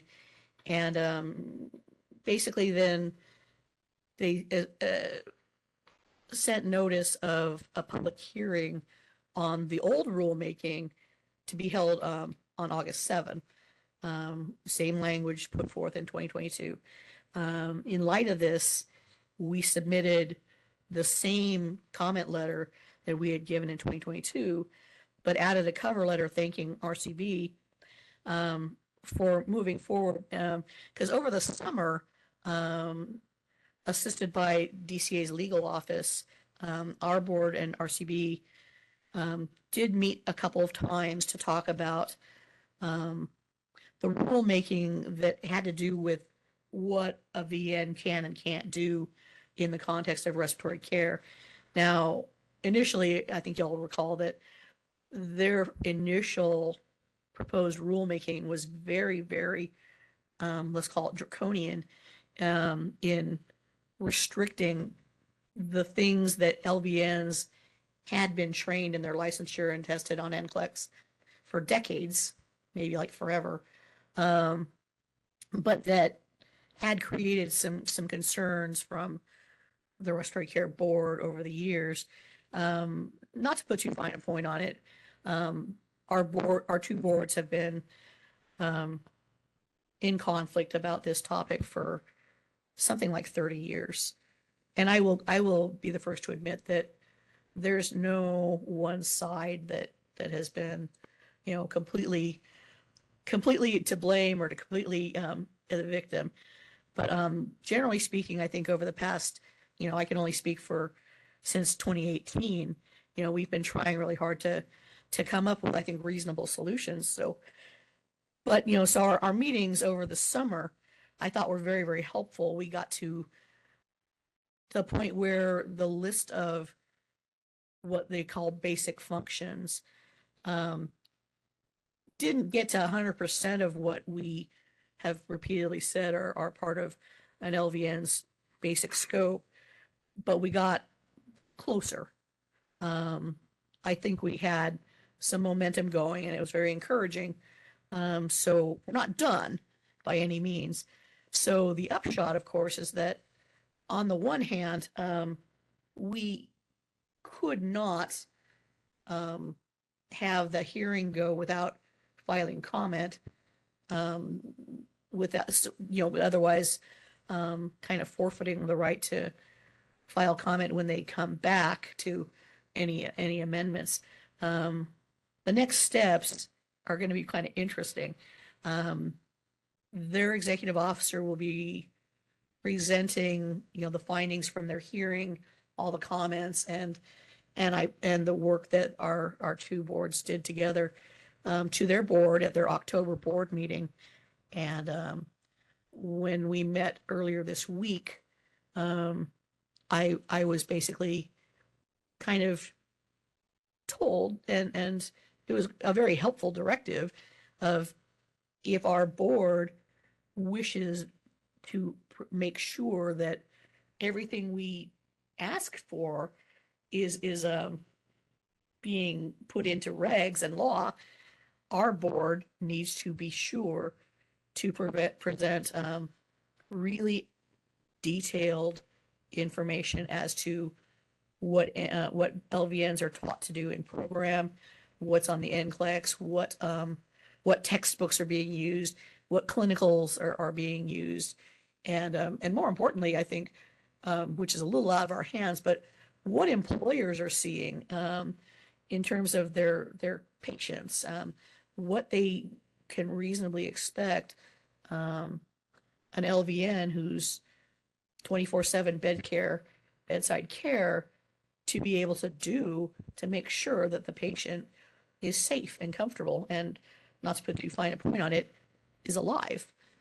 So there's no denying, both our boards are very clear on one thing. We care about patient safety. We care about consumer safety, and we may differ a little bit on the approach to treatment here, but generally speaking, I know that we all have the same mandate and would be going through this.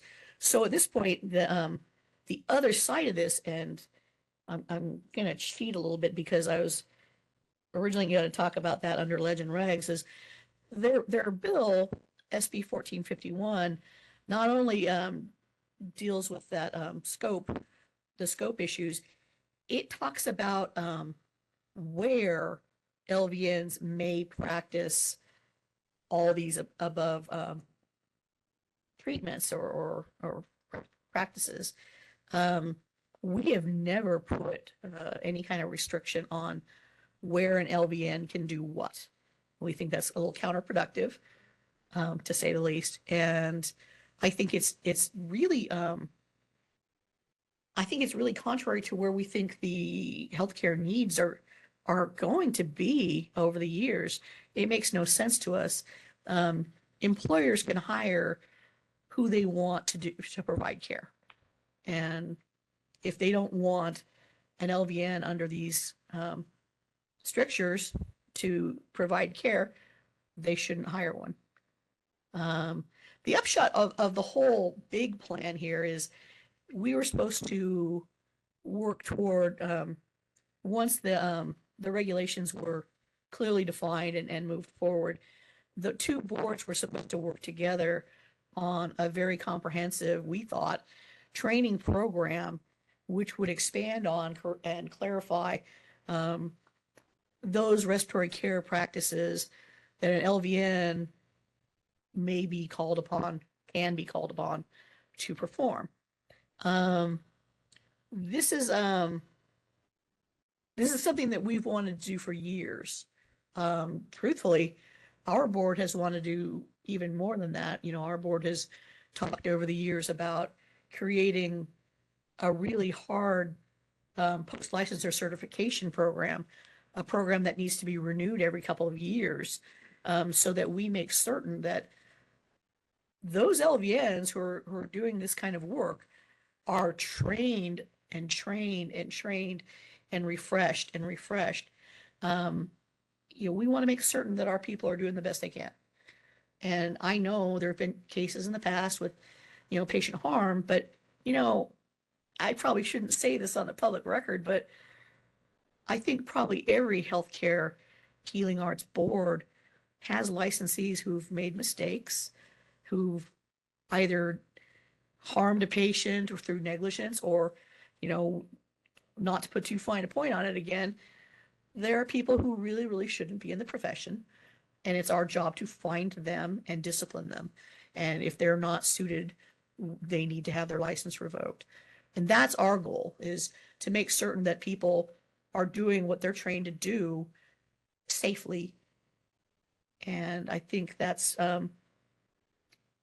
absolutely the core of our mission. So at this point in time, as we, have been instructed or warned or whatever, that we will be providing, I think, a good amount of information, probably both hard copy and testimony at their October board meeting. I think it also behooves us to think about their legislation, and that's difficult at this point because 1451 is what's called an omnibus bill. It has technical cleanup things for about a dozen different boards. So there's not a good way for us to, for example, it being so late in the schedule, it's not a good thing. It's not even really, it would reflect poorly on us to ask the governor to veto that. But what we can do, I think, and should do, is continue to express concerns, I think, to their board, of course, on this, but also to their bill's author, the policy committees, and possibly the governor's office, but we would have to do this right away. That bill's on the Senate floor, or Assembly floor, excuse me, and it's going to move. The legislature will be wrapping up their work in the next 3 weeks. At that point, after all that, I will pause here and ask for questions or comments or anything. Mr. Swenson, any thoughts? Yes, there's a related issue that will be taken up as agenda item 10A5. However, with respect to the submission of the comment, I recommend that the board move to approve and ratify the submission at this time before moving on to the other items. Thank you very much. I forgot that part. The recommended form of motion would be to approve and ratify the resubmission of the public comments under the cover letter dated August 2nd, 2024. That's included in the meeting materials. Thank you. Do I have a motion? Alicia Carpenter, so moved. Thank you. And a second? Thank you. Do I need to call for public comment? Is there any public comment in the room? Seeing none, is there any public comment online? This is the moderator, and at the direction of the board, I've opened up the Q&A feature for public comment. Members of the public, if you would like to make a comment on this item, please click the Q&A icon located at the bottom right-hand corner of your WebEx screen or use the raise hand function. And audio-only participants may raise their hand by pressing *3 on your device. And it looks like we do have a request from Mary Ardono. And Mary, you'll be given 3 minutes to speak and a 30-second warning. Please click the unmute me button when the prompt appears on your device.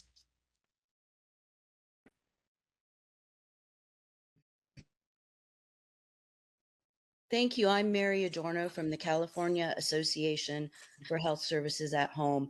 I can't thank the board enough for the information provided today.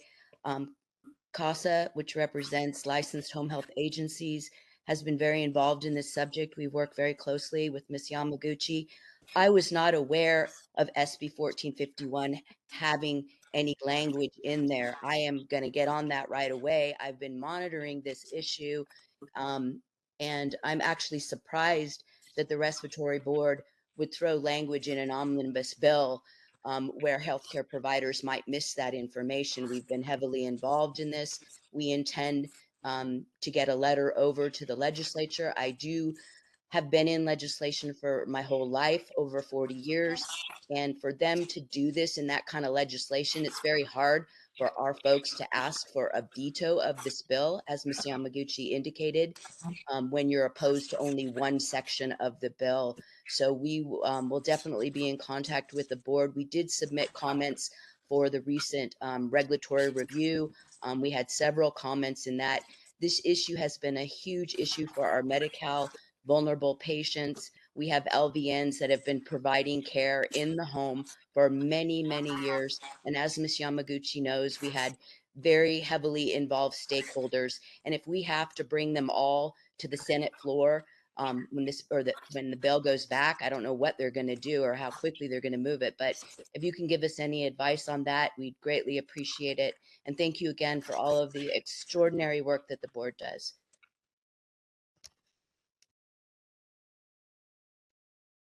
All right, this is the moderator. Appears there are no further requests for public comment. Would you like me to close that Q&A panel?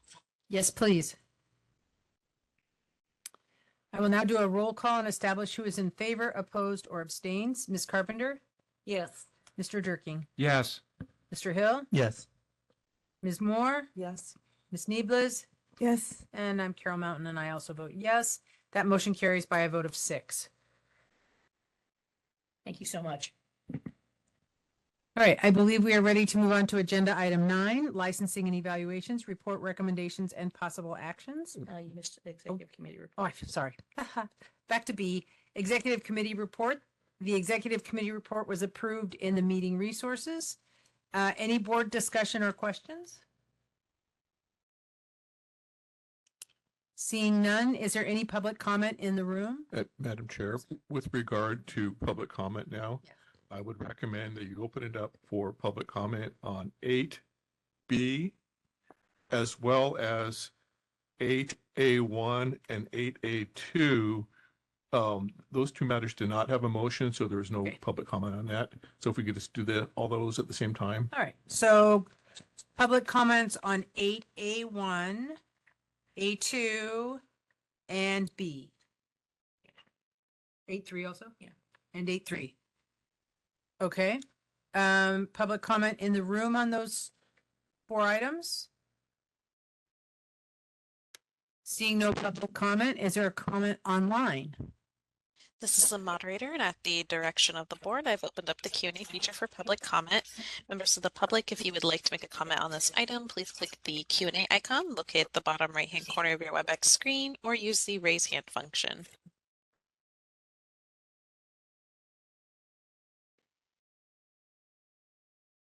All right, and seeing none, would you like me to close that Q&A panel? I would, thank you so much. Mr. Swenson, do we need a motion? No, we can just move forward. All right.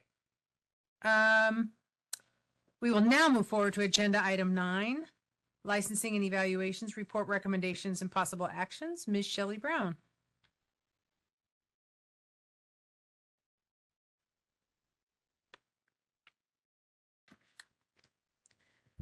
Good morning. So the licensing division report is included in your packet. I did want to add one thing to the report, and it's in regards to our public phone system, which was part of the Microsoft Teams phone migration. So that happened last October. So we recently found out that DCA is in the testing phase of a program that will allow us to run statistical reports and also have access to a live queue, which is what we've been asking for. So we're very excited. That's good news. So we'll have better access to licensing phone statistics. So, and that's all I have. Did anyone have any questions? Seeing no board questions, is there any public comment in the room? Seeing no comment in the room, is there any public comment online? This is the moderator, and at the direction of the board, I've opened up the Q&A feature for public comment. Members of the public, if you would like to make a comment on this item, please click the Q&A icon located at the bottom right-hand corner of your WebEx screen, or use the raise hand function. And audio-only participants may raise their hand by pressing *3 on their device. All right, and seeing no requests, would you like me to close that Q&A panel? I would. Thank you so much. And thank you, Ms. Brown, for your report. And we will move on to agenda item 10, legislative and regulations report, recommendations and possible actions. Ms. Carpenter. I had forgotten that we had 2 meetings of the Legislation and Regulations Committee. Ms. Sonson and I attended both of these meetings. Our most recent one was July 28th. Our executive officer has already covered part of what we had discussed during both of those meetings, actually, and she will be reporting on the remainder of the topics, the legislation that is currently still wending its way through or being discussed. We will be meeting again September 18th or 19th. I don't think we've established a date yet. And I'll turn it over to Ms. Yamaguchi. Thank you, Ms. Carpenter. I think the board will recall we've discussed the next three bills a few times. That first bill, AB 2862, if you'll recall, had basically directed licensing boards to create an expedited process for licensing of African Americans, especially descendants of the enslaved. Now, not a bad concept, but unworkable. And a number of boards did comment that it would be all but impossible to implement the bill as written. And after a lot of hearing and discussions, the author decided he would withdraw the bill from consideration for the year. And I would expect then that there will be some discussions next year, but generally speaking, you know, this was a piece of, I think, a very ambitious package of bills from the African American Caucus. But like I said, we're just as glad not to be working with this in the near future. The second bill, 1991, was an interesting kind of circuitous bill that wanted us to require licensees to submit their demographic information. Right now, the board is required to submit any such information that is voluntarily supplied. We've never wanted to do it mandatorily for a variety of reasons, not the least of which is constitutional freedom.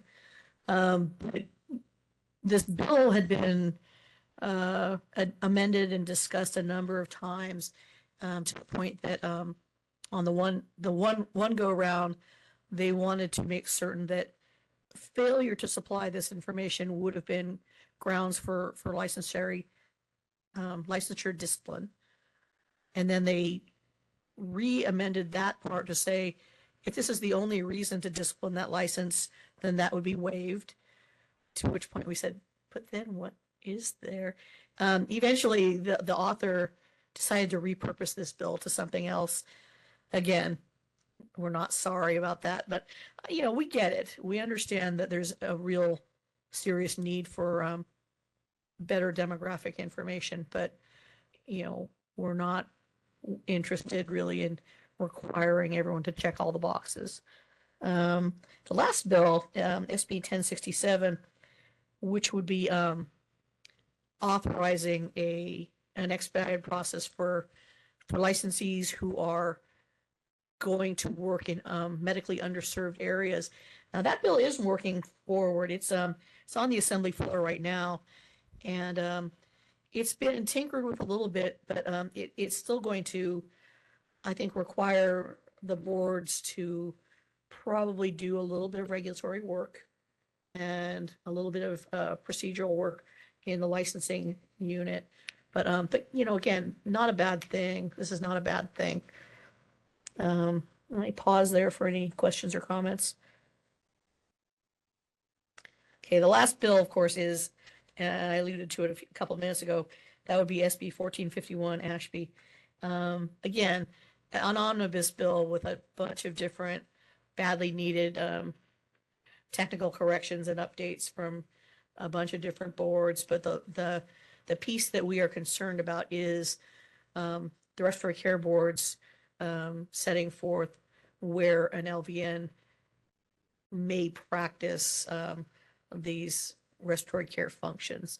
Again, it's late in the season, and you know, I wouldn't advise this board to oppose or ask the governor to veto this bill. But what I would recommend and ask authorization for is really, I think, to provide a letter of concern at this point, just outlining the fact that it's not conducive to a healthy healthcare system to be putting limitations like that. Madam Chair? Are there any board comments or discussion? Do I need a motion? There could be a separate motion to take a position and submit a letter. So that would be to direct and authorize the executive officer to do so, or the issue could be taken up during the next item.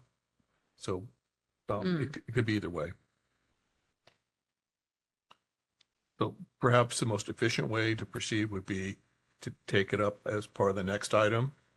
But before going there, asking for public comment and any of the first four Okay. subparts of A. You're good with this? Yeah, okay. So is there any public comment on the first four items? A public comment from the room? Seeing no public comment, is there any public comment on the first four items online, from people online? This is the moderator, and at the direction of the board, I've opened up the Q&A feature for public comment. Members of the public, if you would like to make a comment on this item, please click the Q&A icon located at the bottom right-hand corner of your WebEx screen, or use the raise hand function. And audio-only participants may raise their hand by pressing *3 on their device.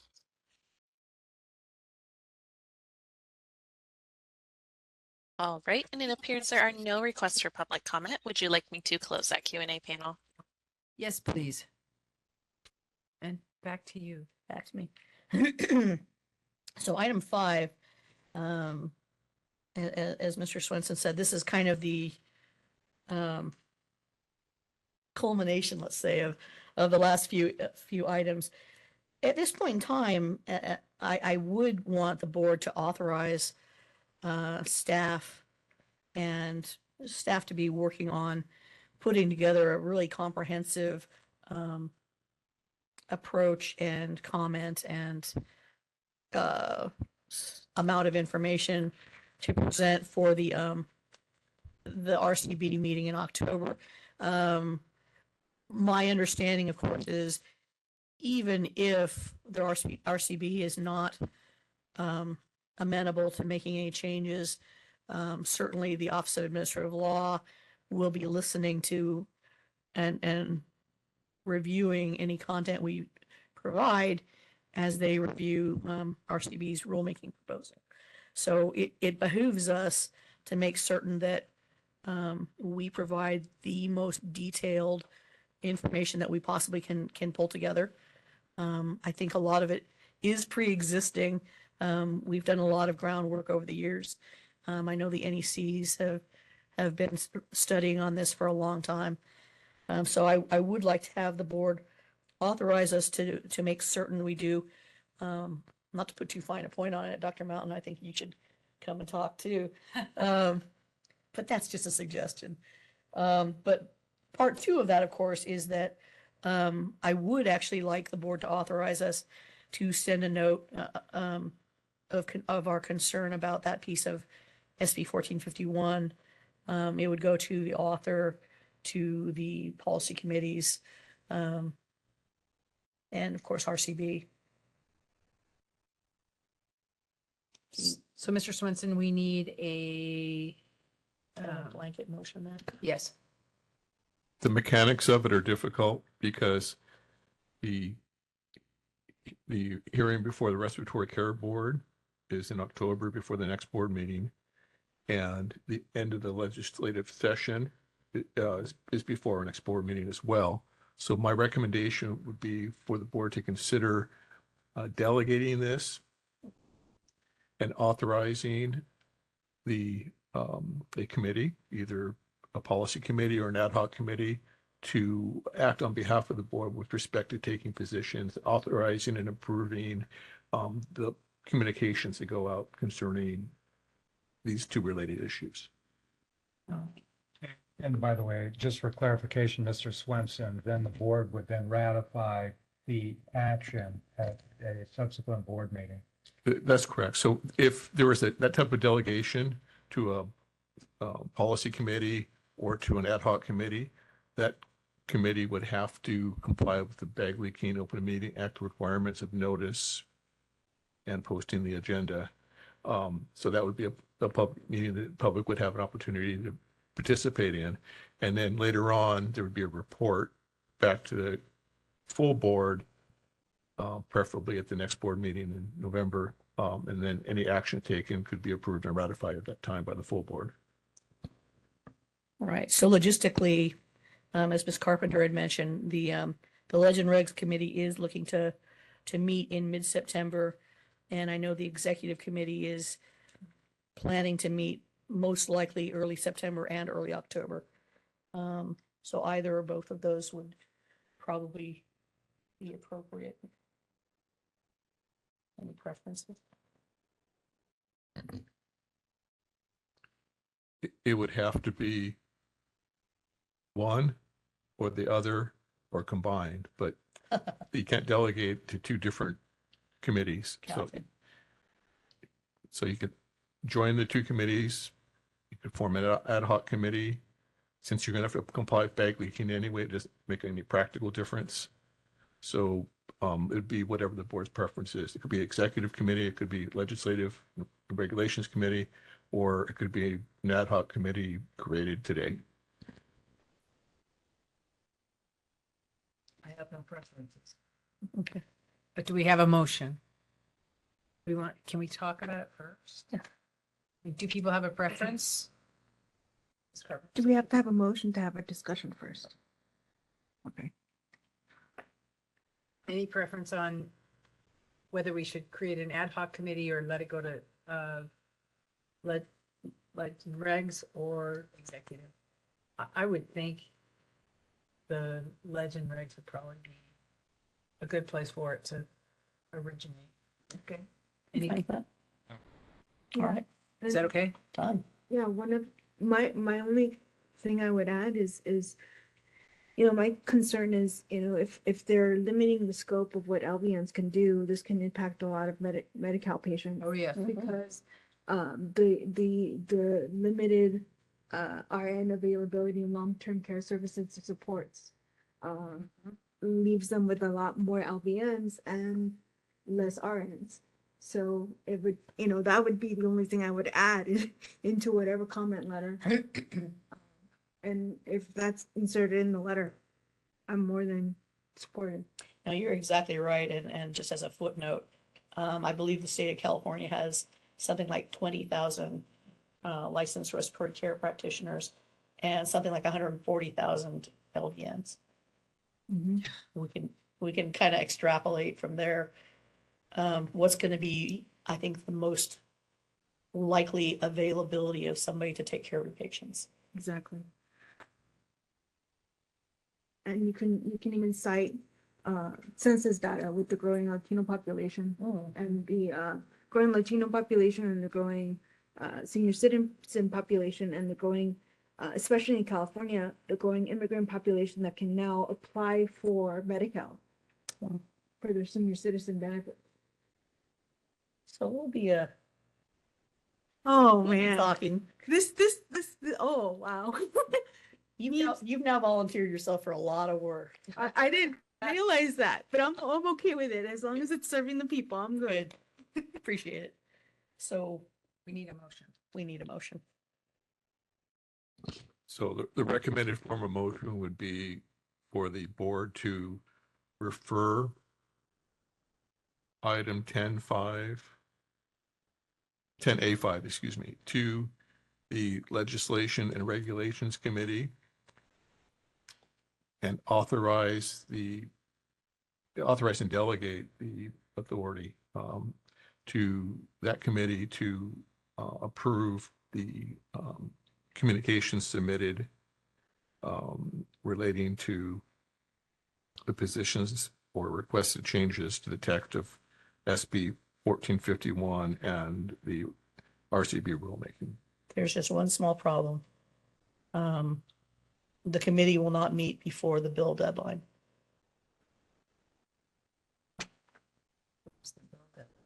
Everything will be out of all the houses by Labor Day. Whoa. Yeah. So you probably will have to bifurcate then. And I think the board could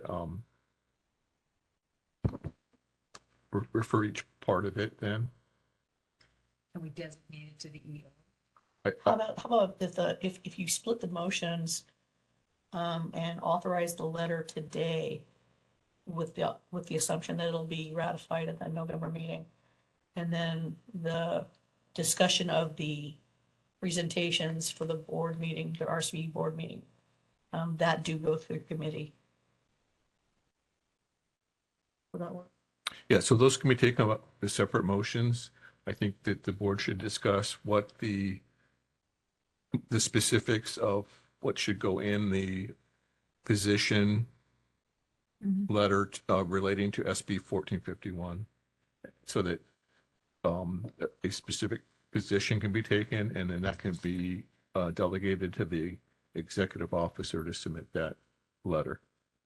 Okay. So, Mr. Swenson, we have our discussion right now about what we think needs to be in that letter.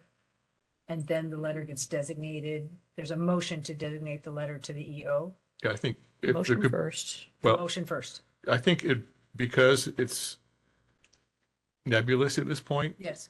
some discussion might be warranted to flesh out what the letter would contain. And then once there's sufficient certainty about what would be involved, then a motion could be formulated based on the discussion. Okay. So open for discussion about what we would like to see in the letter. Easy to start. I think your point is well served that 20,000 respiratory care therapists and 140,000 LVNs who provide services to clients in a variety of designated healthcare environments, including at home, in schools, in all different types of facilities, and out in the community. So I think emphasizing that LVNs have been providing these services successfully for many years. Other comments, please.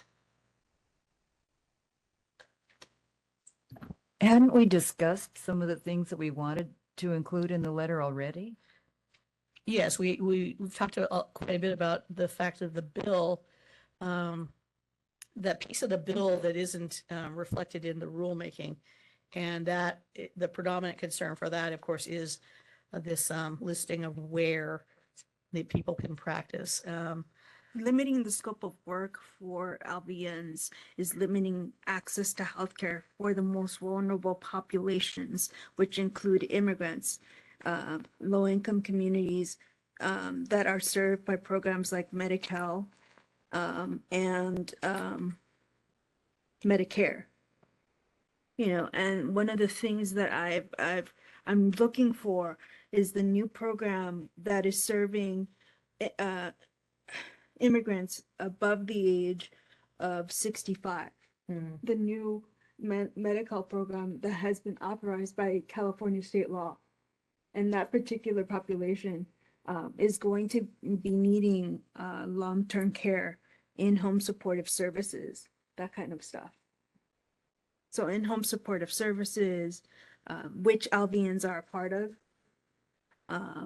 and long-term care services and supports that are part of nursing homes, rehabilitation centers, Home care agencies.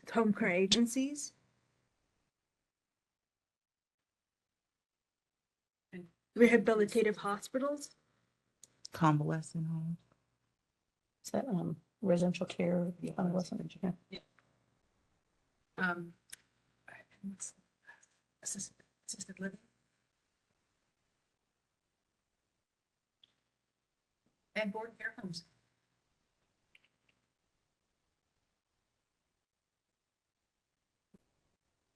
All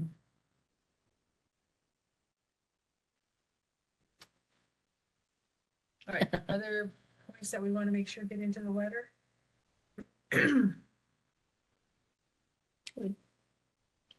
think that's the nucleus, I think, yeah.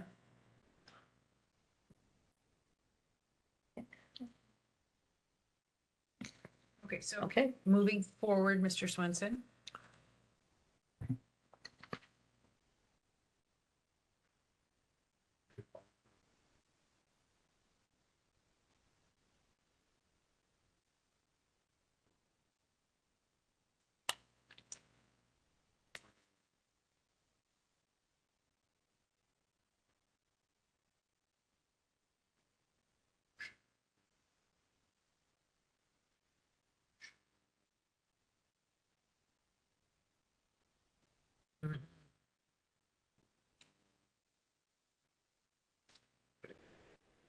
Yeah.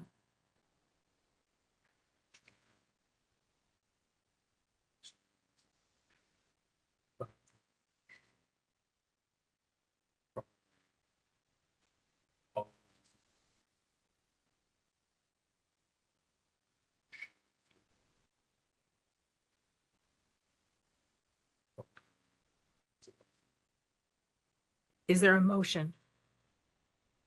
I would so move. Thank you. Alita Carpenter, second. Excellent.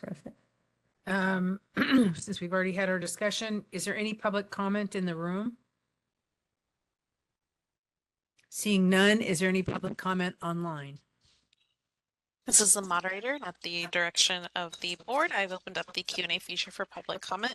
Members of the public, if you would like to make a comment on this item, please click the Q&A icon located at the bottom right-hand corner of your WebEx screen or use the raise hand function. And audio-only participants may raise their hand by pressing *3 on their device. And it looks like we have a couple requests. I'm going to go in the order received. First, I have Kay Klutz.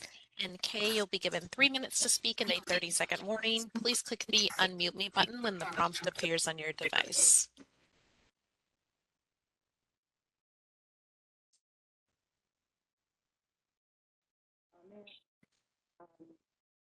I am an educator and as such, LVN.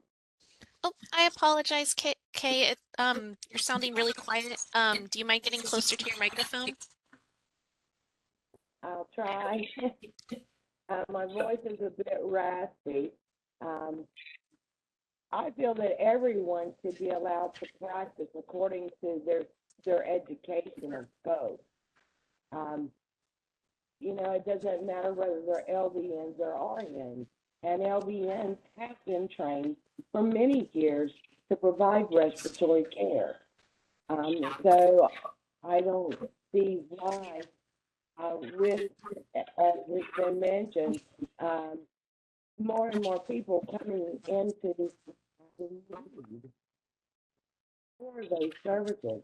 Why we should not fight to keep those allowed in our government.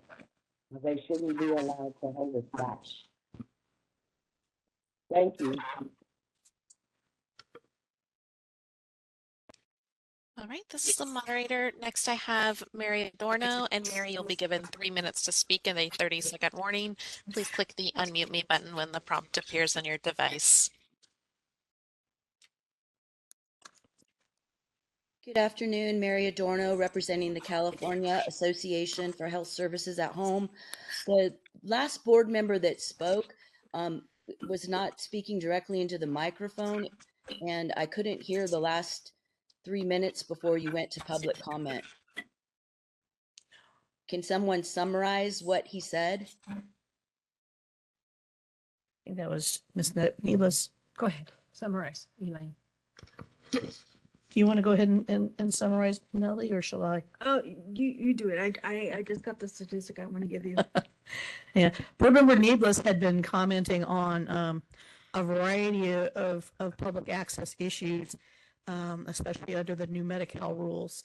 So she's looking for some statistics as we speak to I think underpin that in support of our need to supply information. So there's 10 million immigrants in California that qualify for the new Medi-Cal program. Holy cow. 27% of the California population. Yeah, so if you didn't hear that, Ms. Neebus found a statistic of 10 million new immigrant residents who would qualify for this new Medi-Cal authorization in California alone, which is, yeah, something like a third or a fourth of the entire state's population. 27%, as they say in this article, undercovered California. That's big. Yeah.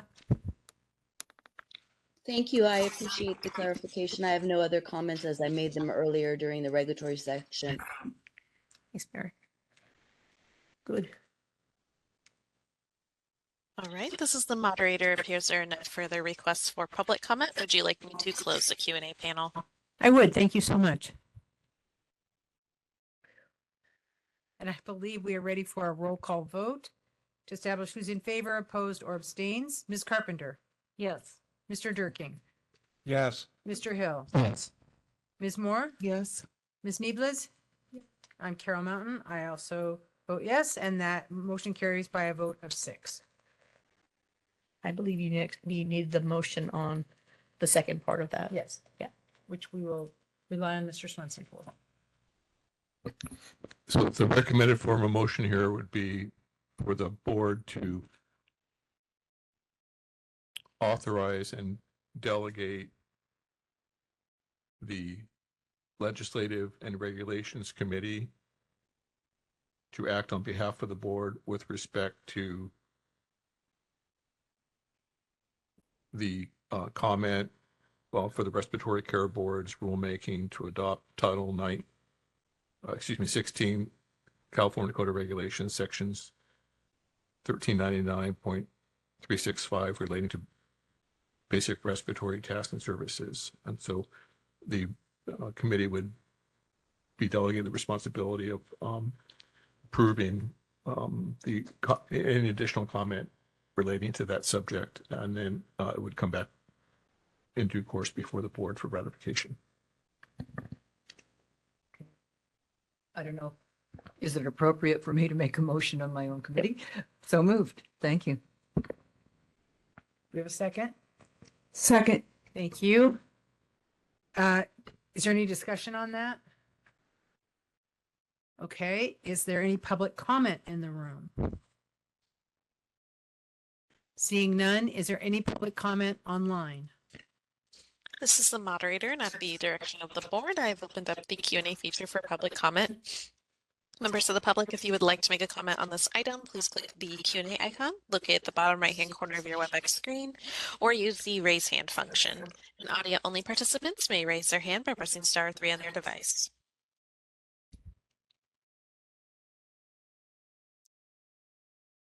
All right, and seeing no requests, would you like me to close that Q&A panel? Yes, please. And now I will do a roll call and establish who's in favor, opposed, or abstains. Ms. Carpenter, Yes. Mr. Durking, Yes. Mr. Hill, Yes.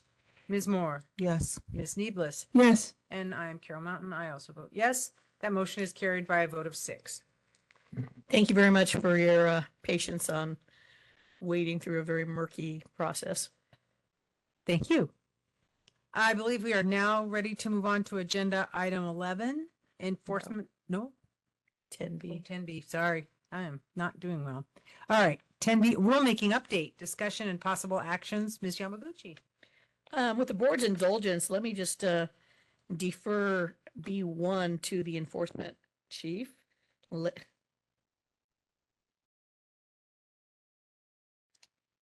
Since she did all the heavy lifting. Hello, everyone. Hello, everyone. My name is Antoinette Wood. I'm the Enforcement Division Chief. We are excited to report that the disciplinary guidelines have been approved by OAL, and we have posted everything online where we're looking at last-minute updates, but everything looks great.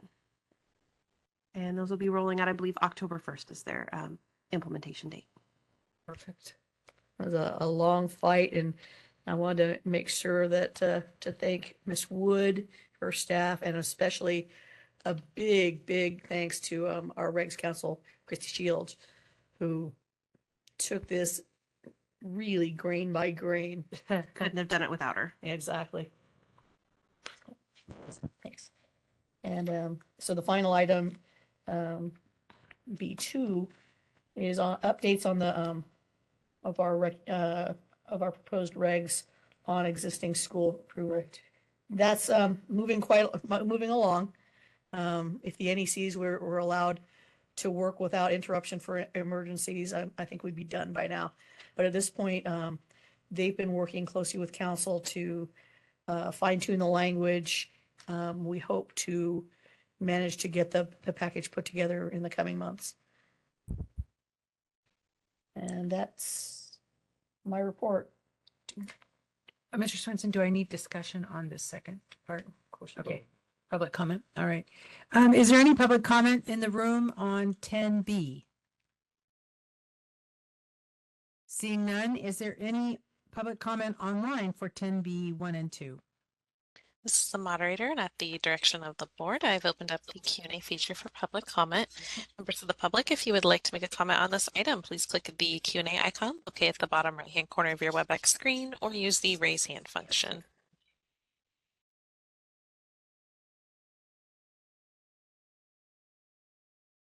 All right, and seeing no requests, would you like me to close the Q&A panel?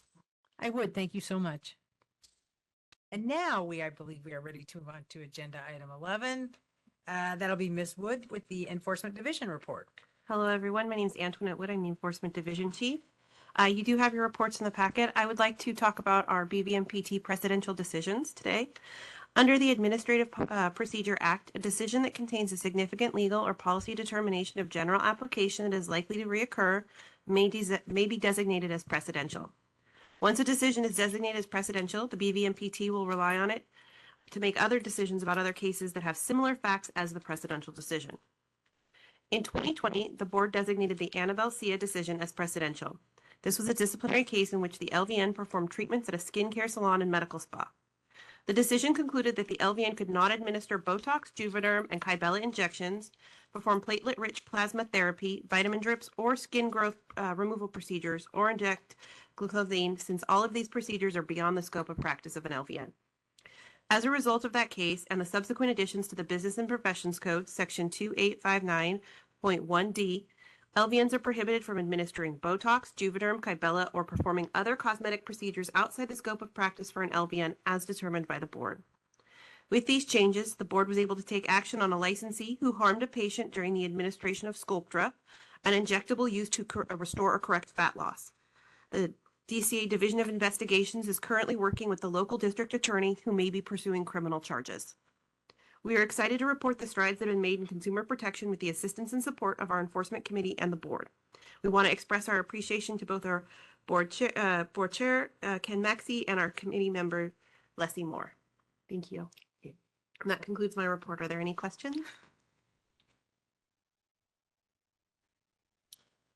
Are there any questions from the board?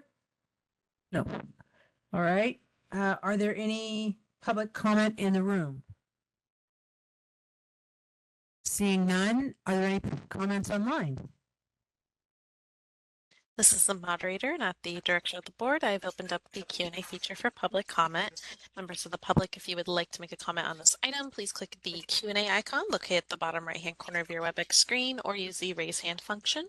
And audio-only participants may raise their hand by pressing *3 on their device.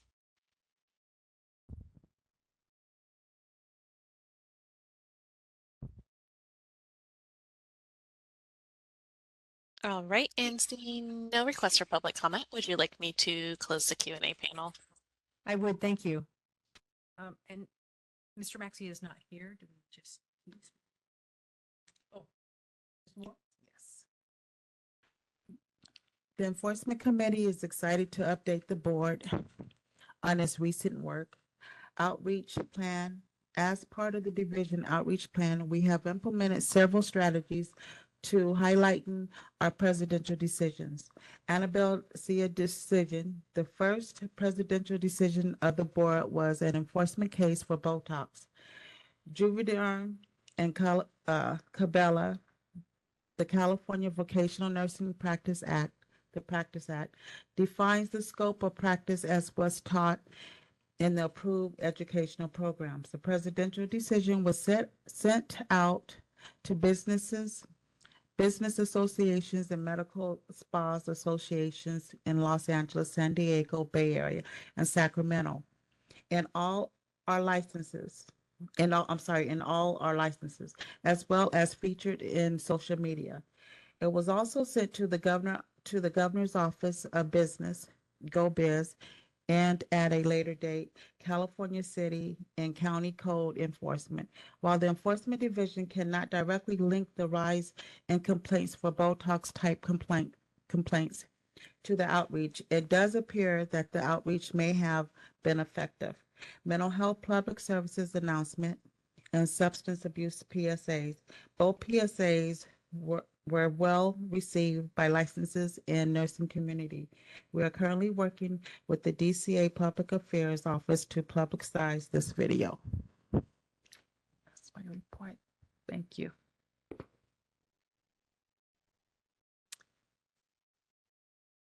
Let's see. Is there any board discussion about this? Seeing none, is there any public comment in the room? Seeing none, is there any public comment online? This is the moderator, and at the direction of the board, I've opened up the Q&A feature for public comment. Members of the public, if you would like to make a comment on this item, please click the Q&A icon located at the bottom right-hand corner of your WebEx screen, or use the raise hand function. Audio-only participants may raise their hand by pressing *3 on their device.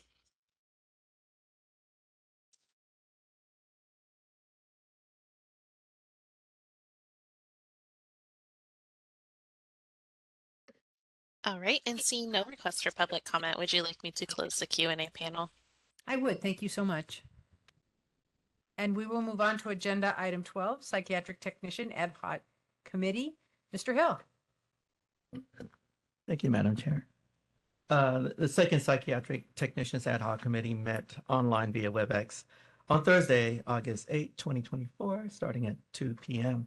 And just a little background, this long-awaited committee, and with the needs for more mental health professionals in the state, and the decrease in enrollment in licensee population, and lack of understanding of the position itself, the board has wanted to look into reimagining this career to better serve our population.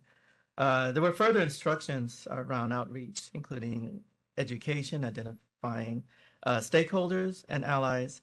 There were considerations for future development of actions, and Ms. Woods, thank you so much, with the a model there at the National Summer Transportation Institute, the Department of Transportation, Caltrans, and even on-the-job training. There were some discussions on that, so we're going to further explore. And then there were considerations in the form of actions in our strategic review yesterday. So I'm very hopeful that we've got some baby steps along the way, and in the spirit of the Olympics, it's a marathon and not a sprint for sure.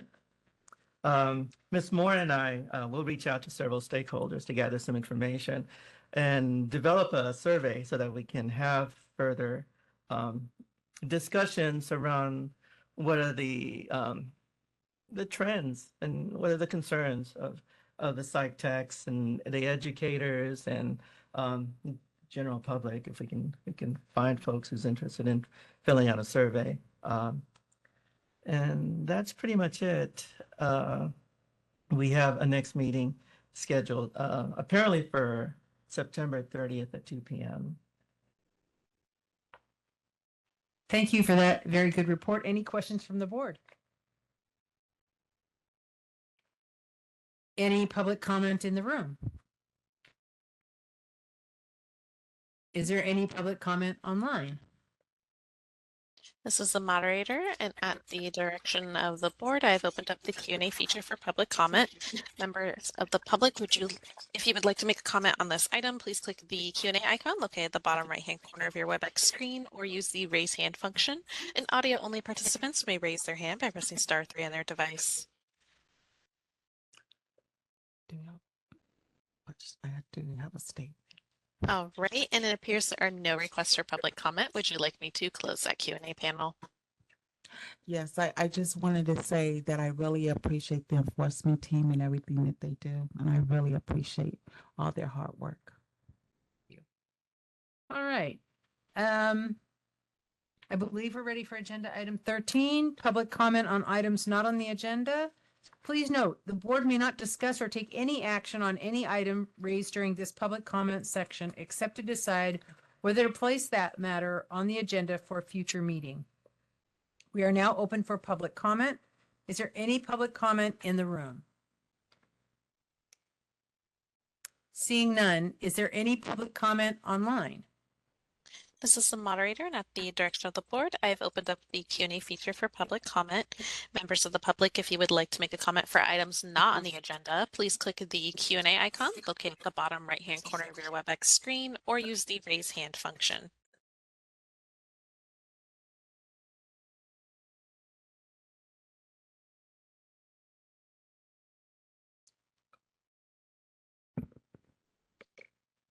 All right, and seeing no requests for public comment, would you like me to close that Q&A panel? I would, thank you. And we will move forward to agenda item 14, suggestions for future agenda items. Is that from the board? From the board. All right, seeing none. Mr. Swenson, I forget how to do this, so we adjourn to closed session. Oh, all right. So is there any public comment on suggestions for future agenda items in the room?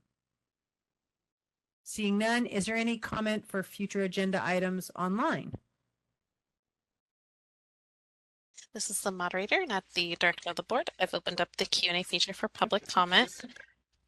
Members of the public, if you would like to make a comment for future agenda items, please click the Q&A icon located at the bottom right-hand corner of your WebEx screen, or use the raise hand function.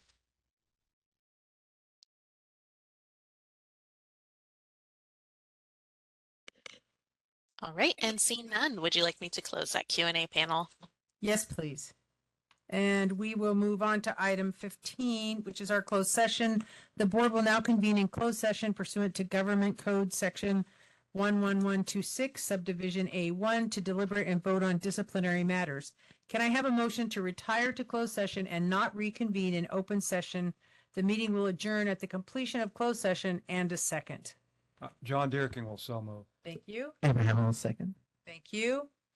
Any board discussion or questions? No? Any public comment in the room? Could we check to see for any public comment online? This is the moderator, and I've opened up the Q&A feature for public comment. Members of the public, you can click the Q&A icon or use the raise hand function.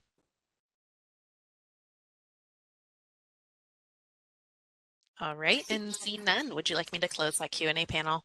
I would, thank you. And we will now take a vote on that motion. Ms. Carpenter? Yes. Mr. Durking? Yes. Mr. Hill? Yes. Ms. Moore? Yes. Ms. Niebles? And I also vote yes, Carol Mountain, and that motion carries by a vote of 6. Everyone else can adjourn and the board will stay for closed session.